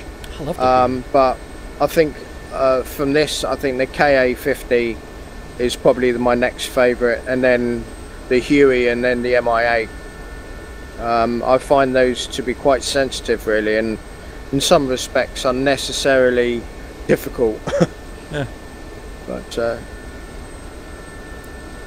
yeah, the BO-152, is it? That I'm looking forwards to, and the Hind as well, if that ever gets released. I'm really looking forward to the Hind. That's got to come soon. You know, well, I suppose what, 2 more weeks.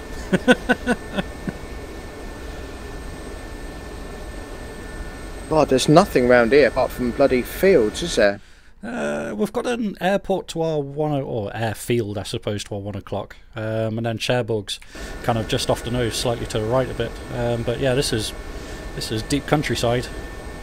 This is all baguettes and garlic. I'm going to bring it right slightly. We're kind of still drifting here. You still with me back there? Ah, see. Yeah, I've got you're kind of down. You, mate. Yeah, you're down low. Yeah, I need to maybe just come up to your height a little bit. No, you're fine where you are. So the Hyena said, "What's your favourite heli and plane module?" What was that? Favourite heli or plane module? Heli and plane module. Well, heli module. Ooh, I'm going to say KA-50, you know, because that's just, it's home to me. It's the KA-50. I love it. And I think yours is the Gazelle, isn't it, Russ? Yeah, the Gazelle for me, for sure. Yeah, it's just a plane that's not been, or helicopter that's never been particularly well represented before. So, you know, and they've done a great job with DCS, and it's just for me, just a great little helicopter to fly. It's a bloody fun helicopter to fly. It really is. But I just love the capabilities of the KA-50, and think it's got a bloody tank gun strapped underneath it. You know? Yeah, it's ridiculous, and it's fast as well. Very fast. Yeah. I love flying it, and you know, I've got like really good memories of it. And you know, like when we had Blue Flag last year, you know, going around kind of ripping the server up in the KA-50 was just immense fun. As for aircraft module, favourite aircraft module? Tough one. Ooh. Tough one. Especially with the light of the things that are coming out soon. I think, as of what's out at the moment,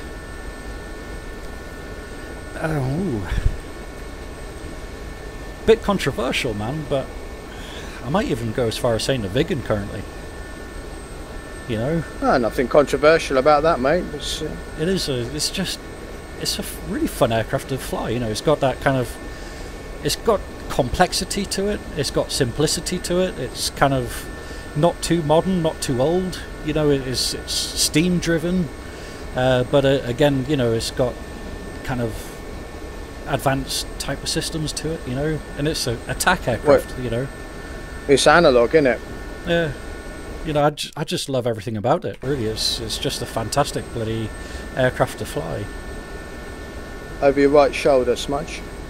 Ah, yeah, seen. Good job. You're doing better than what I was. Just got a slight climb on at the moment, just to try and clear some of these trees ahead. That's right.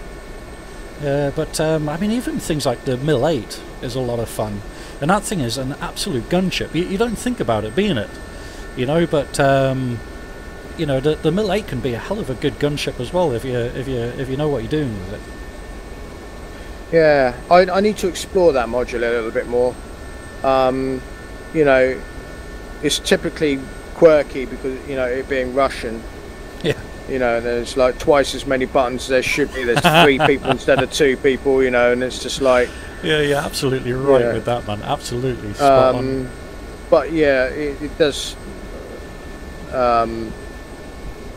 it oozes quality. Really does. I mean, all of Bell Simtech's modules are absolute, you know, top rate.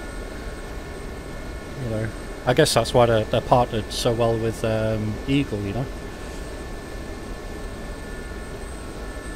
Were they did what? Sorry. Well, they're an official partner, aren't they, of Eagle Dynamics now? Oh, are they?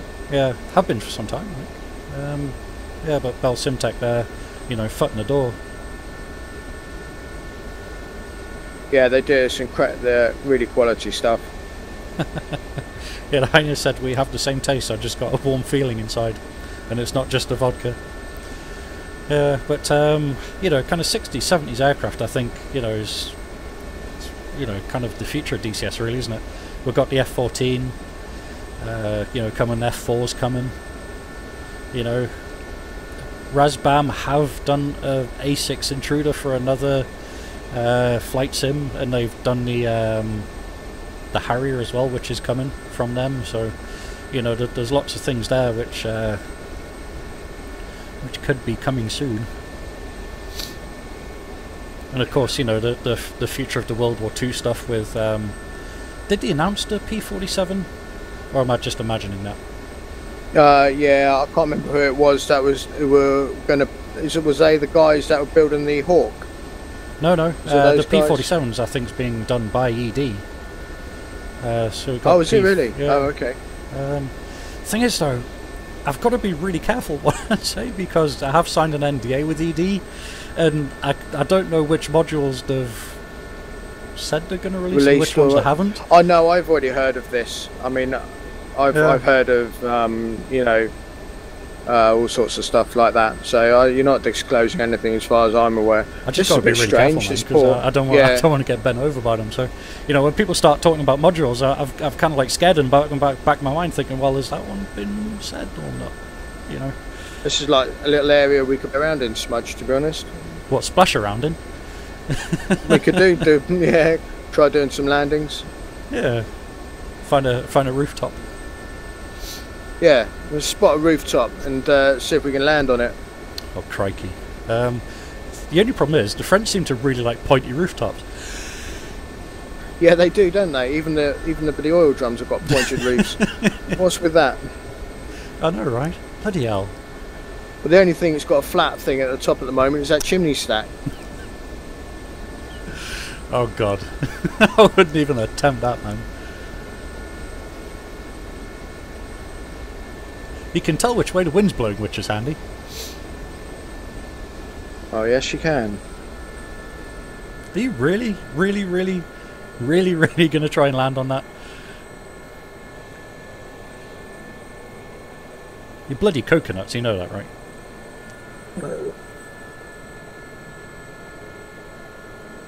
This is actually making my legs feel a bit fucking weird, to be honest, because it's starting to give me a reference point with the ground, and I am actually scared of heights. You were saying that you missed that feeling. Yeah, you know what? I lied. Yeah, no, I don't know. It's hollow. That's the problem. And you know, the Gazelle could probably quite easily just fall down the middle of it and not touch the sides. Well, you have a better reference of size than me. Yeah, no, I'm not going to try that. That's just going to prematurely end with flames, death, hellfire, all that jazz. All the good stuff. Yeah. Yeah. Who was it? Going back to future modules and stuff. Was it Razbam that had that module about next helicopter? Was that them, or was that someone else that were having a poll about what helicopter they wanted to do next? What with what helicopter? Yeah, I remember there was a poll on the forums or on Facebook, and I think it was Razbam asking what helicopter or something they wanted to develop next. Oh, I've not seen that. If that's a fairly recent thing, then I've not seen that. A few days ago. Oh, I need to get involved in that then. Yeah, but I was saying the OH-58 because I think that would just, you know, that's the future right there. You know, a Jet Ranger, you know, is such a kind of iconic helicopter, and the fact that they stuck Hellfires on the back of it and a massive kind of spotting scope on top. God, that's a brave approach.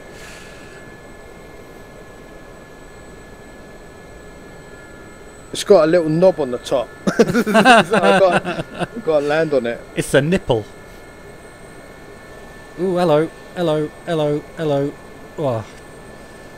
So I was starting to get a bit of sync. No. I'm sliding. Yeah, no, that's it's landable. It's solid. But it's slidey. There's a little black puff of smoke on it. Well, there was. It's just sort of drifted off. I'm a bit worried about that now. Maybe Have something, you just lost something other than my. No, nothing. Not at the moment. You always. I landed on a building earlier on, and there's a little bonfire left where I landed, which is a bit bizarre. So you kind of like damaged the building. Yeah. No. Yeah. I'm trying. There's absolutely nothing around him. Well, saying that to land on. Yeah. Well, like I said, the French seem to love pointy roofs, don't they? So that is a bit of an incline on there when you get level with it, isn't it? Where's that? On that gas cylinder. Whereabouts are you at the moment? Next to those four oil or gas. Oh, I see. Yeah. I'll tell you what, it's pretty hard to spot you in the with the background. I'll turn on. Like when you're low on the horizon, it's tough to see you. Camouflage tends to work quite well. I think they're on bright, aren't they? That is my external lights, isn't it? Let's have a look. What's that? Blinking off steady. So up's for steady, isn't it, on these?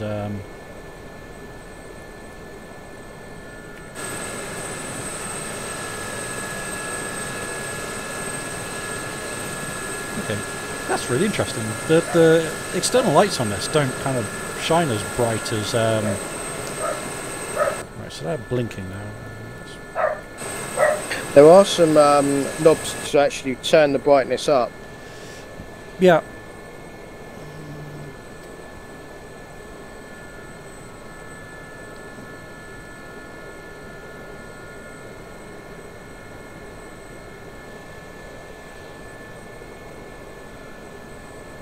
I think what I'm going to do when I get some time this weekend is stick some ships out into the sea and put some rough sea stakes, because I remember you saying that they well, do you want me to send you the World War II assets map thing I've created?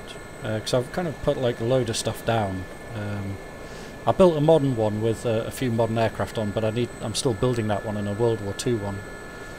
Because if you got the World War II assets pack, there's actually a few more kind of ships and things that have come with it, which are really quite cool. Kind of like World War II cargo ships. Definitely. You could probably just stick it straight into Slack. Yeah, Wilco.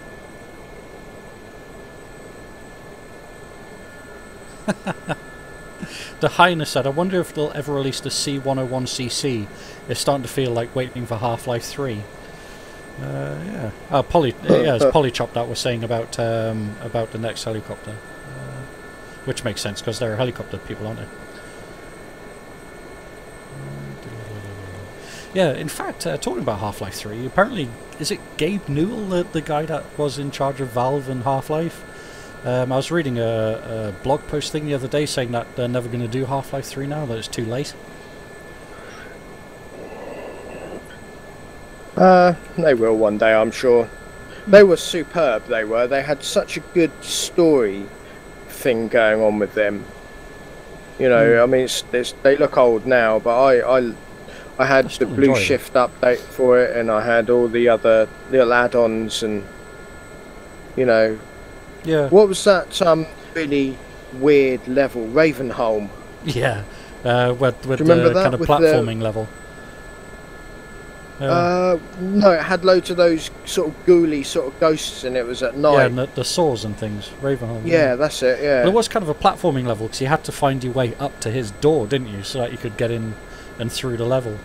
Oh, that's right. You had to climb the side of a building a little bit, didn't you? That's right. Yeah. If I remember right. Yeah, I remember now. You still over Cherbourg, eh? No, I'm right underneath you. Well, just below you. Oh, crikey. All right, I'll stop descending then. I was looking about you thinking, where's he gone? Not quite. You know what I'm going to do? I'm going to create some splashes. That's what I've been doing. Boom. God, that's a big splash. I know. I don't know what sort of size bullets these are, but they make some pretty impressive. Is it what, 30mm on the gun, is it? Are they really? What am I doing? Oh yeah, Master Arm on the console, isn't it? Forgetting about that. Okay. Well, it's got to be 20 or 30mm, I think. Maybe 20.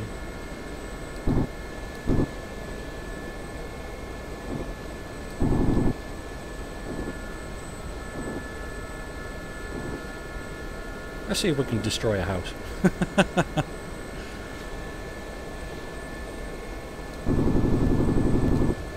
Knock, knock.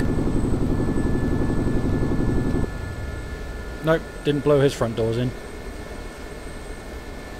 What about his back doors? Cheeky.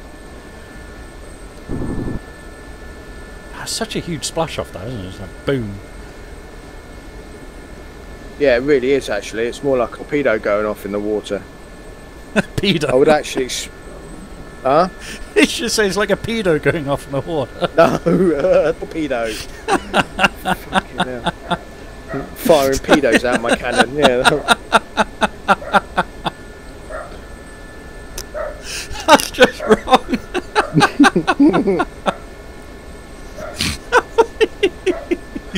I'm firing pedos. Yeah, yeah, it's a Catholic cannon.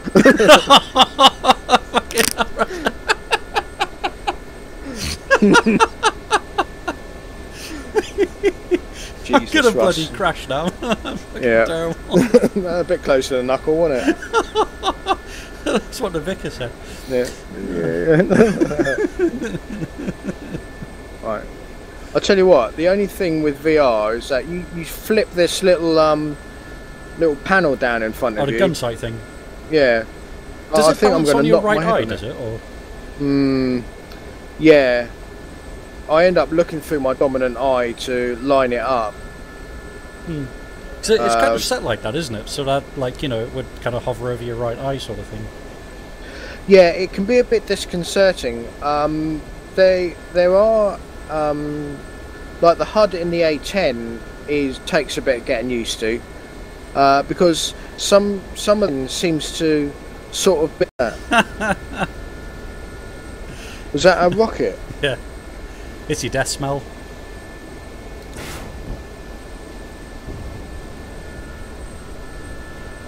I don't have rockets. Oh, you didn't load them?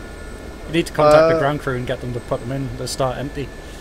No, I don't. I've only got guns. That's a shame.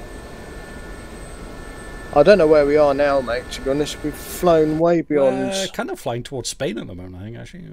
Well, kind of like northwest. Gonna go and see Gary. Yeah, it's not a lot around here.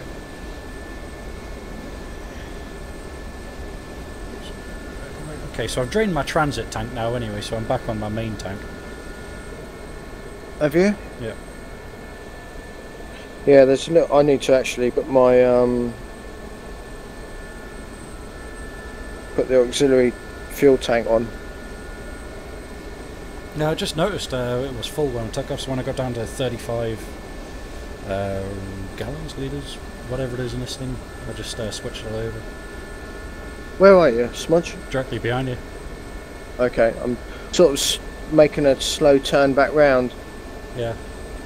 I might just fly let me give you a point of reference.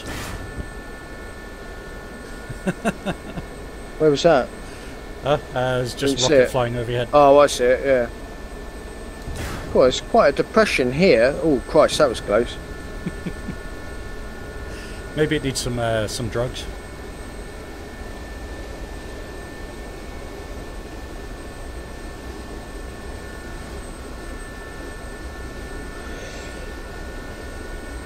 Well, I drained half the tank in this thing, and I've got the fuel pump running now with the reserve. So, which is strange because I thought it would drain from the reserve first. I thought that was the turn it on, don't you? But yeah, don't you need to have like a certain amount out of the main tank before you switch on the auxiliary? No, normally you just turn the auxiliary tank on first, the pump for it first, and then it will drain out of that, and then turn it off when it's empty. That's what I've normally done. Right, I think that's how you do it somewhere. How I read somewhere how it's done, but don't quote me on that. Well, it's recorded. It's live. Yeah, evidence. What time are we on now, anyway? Coming up on midnight. What's the time? Nearly midnight. 23:51. Fucking hell, mate. Where's the time gone? It's deceptive, isn't it? How long have we been streaming, man? I don't even know. It is. I've probably got a really, really stupid red ring around my face as well, so He'll probably still be there tomorrow when you go to work.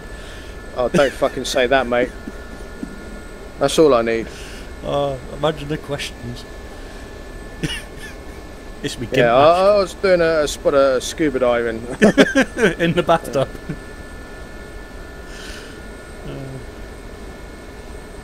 Well, let's find somewhere to land. What we got? So we've got Biddyville. Oh, crikey, what's the course there? Let's make sure I'm not hitting anything. So if we steer, wrong button. If we steer, well, this is a really big hill. This is. Oh, you know what that is? That's a nose down opportunity. Is that one?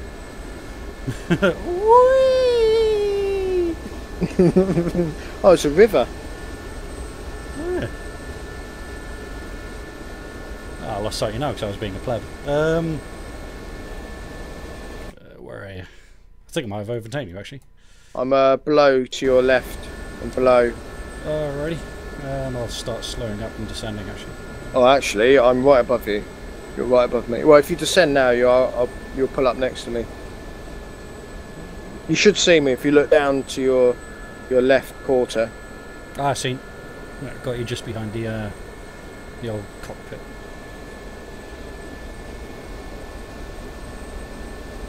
Yeah, but 138 is a good course for the next airfield, or at least it was. Might need to adjust that slightly.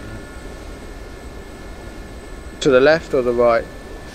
Well, 138 would be to our left, ever so slightly. Right. Let's sort of head over that way.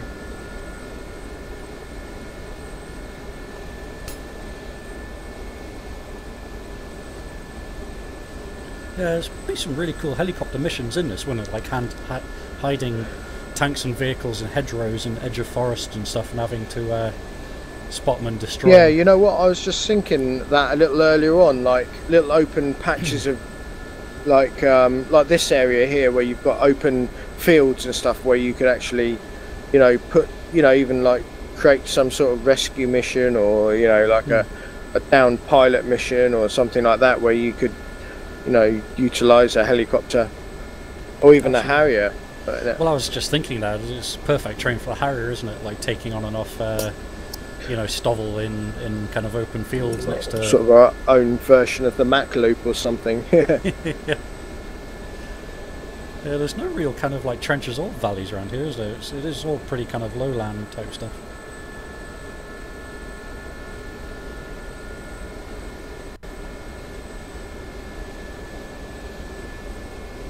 Oh, I've lost sight of you, Smudge. Where are you? You're right, about 200 metres. Right and behind. Oh, I see you.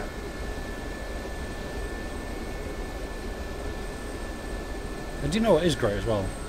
That all of the trees are kind of 3D. They don't just like turn on the spot when you're flying past them, as they do in some sims. Yeah, you're right. Yeah, they really don't, do they? They're not like sprites. No, like 2D sprites. They need to sort their fucking clouds out, though. Yeah, the trees they don't turn, but the fucking clouds rotate like bastards, don't they? Yeah. You look up at them, they just sort of spin round like the painting that always stares at you in the room. You know, it's always looking at you. You're right, like, yeah, you are right. I guess they're about halfway there, but I guess, you know, it is still what, an alpha, isn't it? You know, 2.0 alpha or whatever. How far are we from this airport, mate?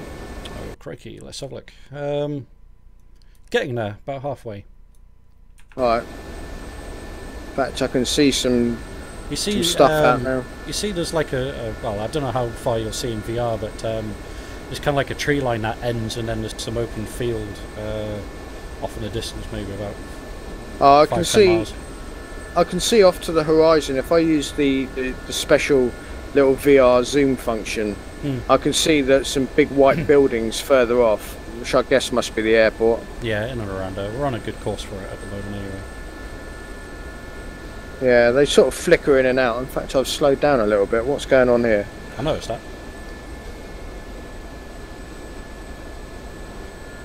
Tricky. Because I've pitched back slightly to slow down, man. I started climbing like crazy.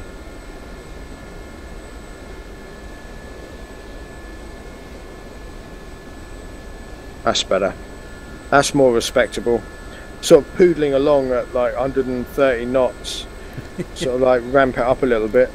Yeah, I was going to say, I mean, I'm averaging about 50% power here, where you can safely do 90. Yeah, that's it. I mean, I looked down and I had plenty of torque to spare.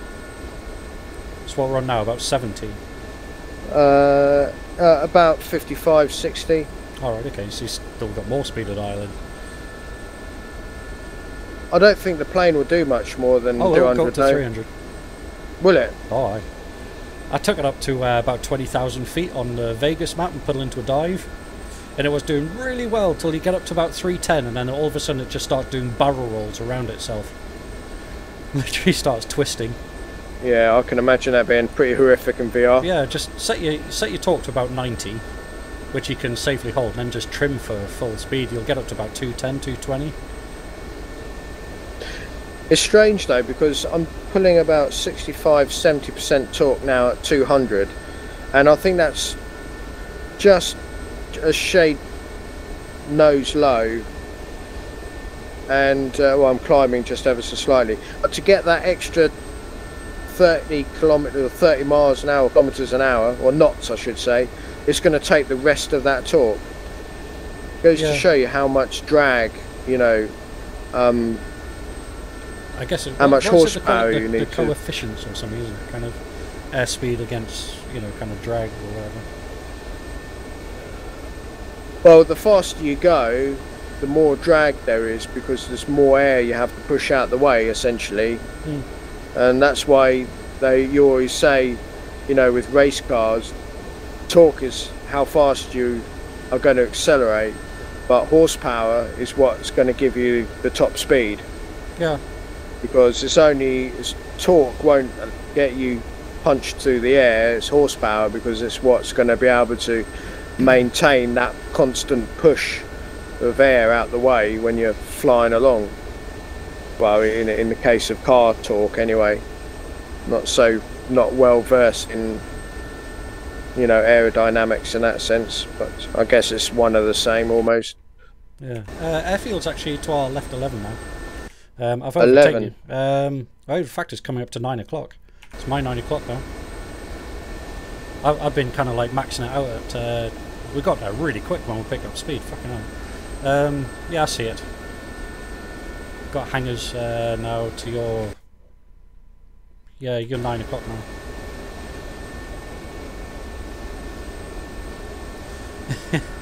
The hyena just said on the chat there, got to turn on the old pedo heat. The torpedo, the what? Got to turn on the pedo heat. The pedo heat. Yeah. See what you did there. Oh, is this it here? Yep. That's pretty well hidden, isn't it? It is. Kind of covered by trees and shit. Wonder if you can fly through those hangars. I think you can, you know, it is open. I wouldn't like to try it, but I reckon you could. I wonder if I've got enough skill to get through there in a Gazelle. Ooh, I don't know, like, this could end up in frickin' disaster. I mean, there's not a great deal of space in there when you're in there in a Spitfire, so, I just got to get this trim so it can fly straight. Ooh, hello. Sink rate, pull up, pull up. Try and find one of these. Yeah, I could go through that one you're at. I'm just trying to get this thing trimmed straight. It's a hell of a thing to try and get stable, isn't it? Especially with this wind.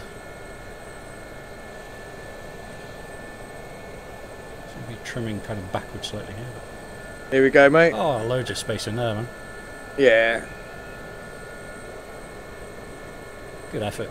It's deceptive, though, isn't it? When you see something from a little ways away, and you look at it and you're like, nah, no way. And then you get down there and you're like, yeah, there's loads of space in there. Yeah, well, that's it. It really is like a mini helicopter. It's very small. Everything does actually tend to... I had to abort there slightly because I was about to run into the back here. Sorry, bud. That's alright. I'm just showing off now.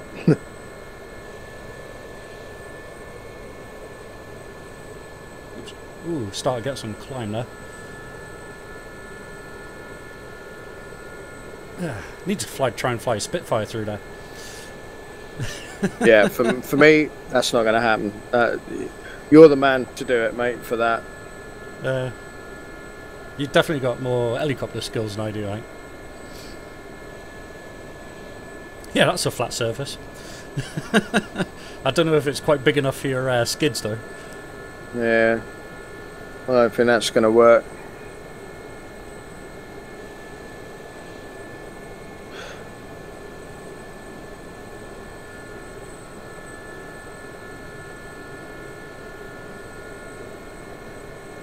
Ooh, oh dear, oh dear. How you recover that, I will never know. See that little fire thing? Can you see it? No. Nothing caught fire, but I saw you nearly rip the tail rotor off your helicopter. Yeah, I felt a little bit ill just for a second. You know that little feeling that I was talking about? Yeah. Yeah, I got that. You were literally about 2 inches away from whacking your tail rotor off the ground there as well.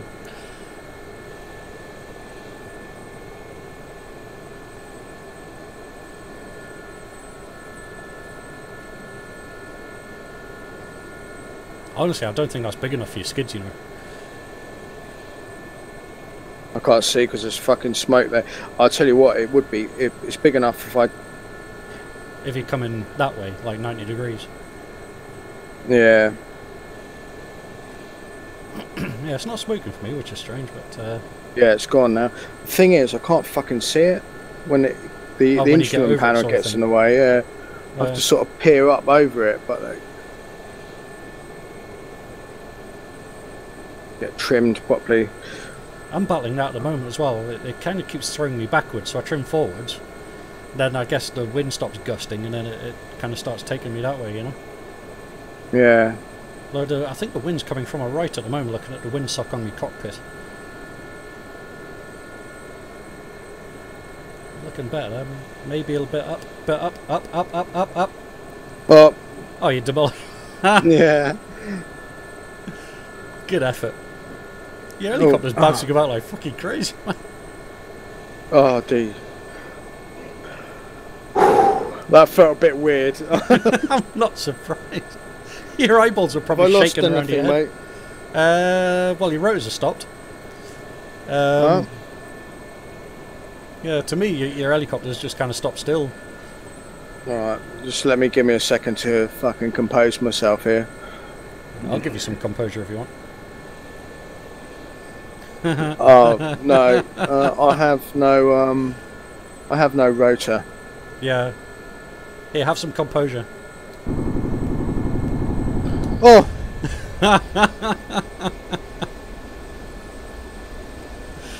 Oh dear. I'm a dick. Oh my god, that was horrendous. That was so loud.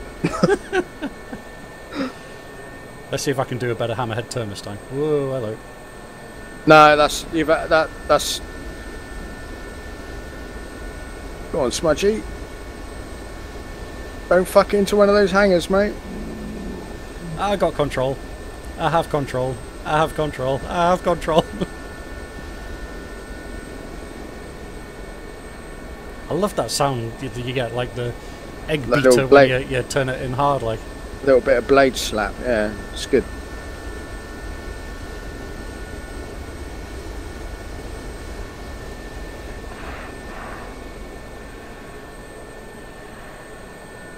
Ooh, now there's a manoeuvre to make you sick.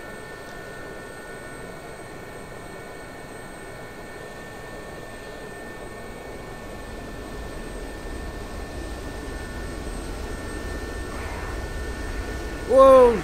Yep, there we go. That's maximum speed. As soon as you get up to maximum speed, it just starts rolling like crazy on you. Get a bit of, what do they call that? Retreating? Yeah, retreating blade stall. Yeah. But it just rolls over to the right like crazy. It's absolutely insane. And if you don't rudder, because you can't bring it back using the cyclic, you have to bring it back with rudder. And if you don't catch it with the rudder, you're absolutely bollocksed. There is a you can end up pulling in so much torque with the collective that you actually lose any extra authority that you'd have in reserve for torque with the rear pedals, the pedals, so you don't actually end up being able to use the rudder at all. Because if you notice, if you plumb in a load of right rudder and you've got the torque setting quite high with the collective, then you'll end up redlining it really quickly. I mean, to be honest, that's pretty extreme circumstances, but oh, the building's blown up. Yeah, the building's gone. Yeah. Woo! Time to get spin dizzy. Whee! Let's add some more in there. Woo! Who likes the waltzes? Yeah, baby. Whoa! Time to go the other way. Yeah, unwind what you wound up. Yeah. It's like a piece of string. Right, who's starting to feel sick? Owen up. Whoa, I'm starting to feel sick. That's not done me any favours. Well, let's get this thing down and we'll call it a night, because it's actually after midnight now.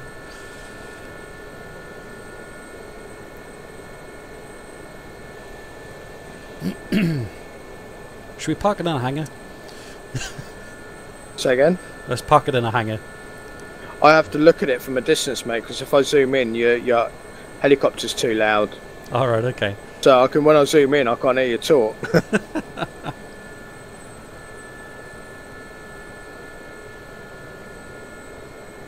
Ooh, hello. Don't do that. And we'll park it there. Bloody hell. Are you down yet? Jesus.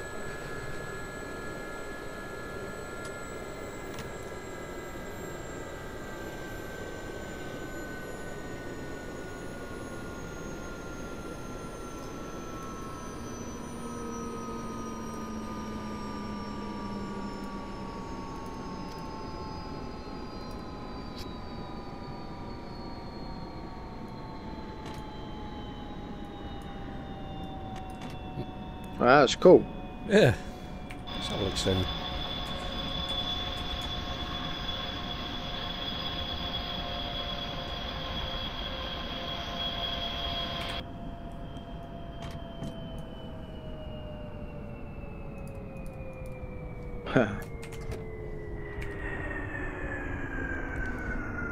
Cool.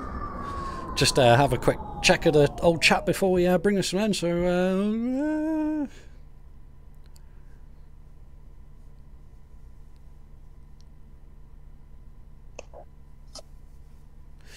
yeah, Craytwin said FM has felt better recently in the Gazelle. Has it had some updates? I do think it has, hasn't it? Since the Gazelle? Yeah. Since the new guys have so. taken over Polychop, you know, I think they've been working quite hard on getting the Gazelle FM better.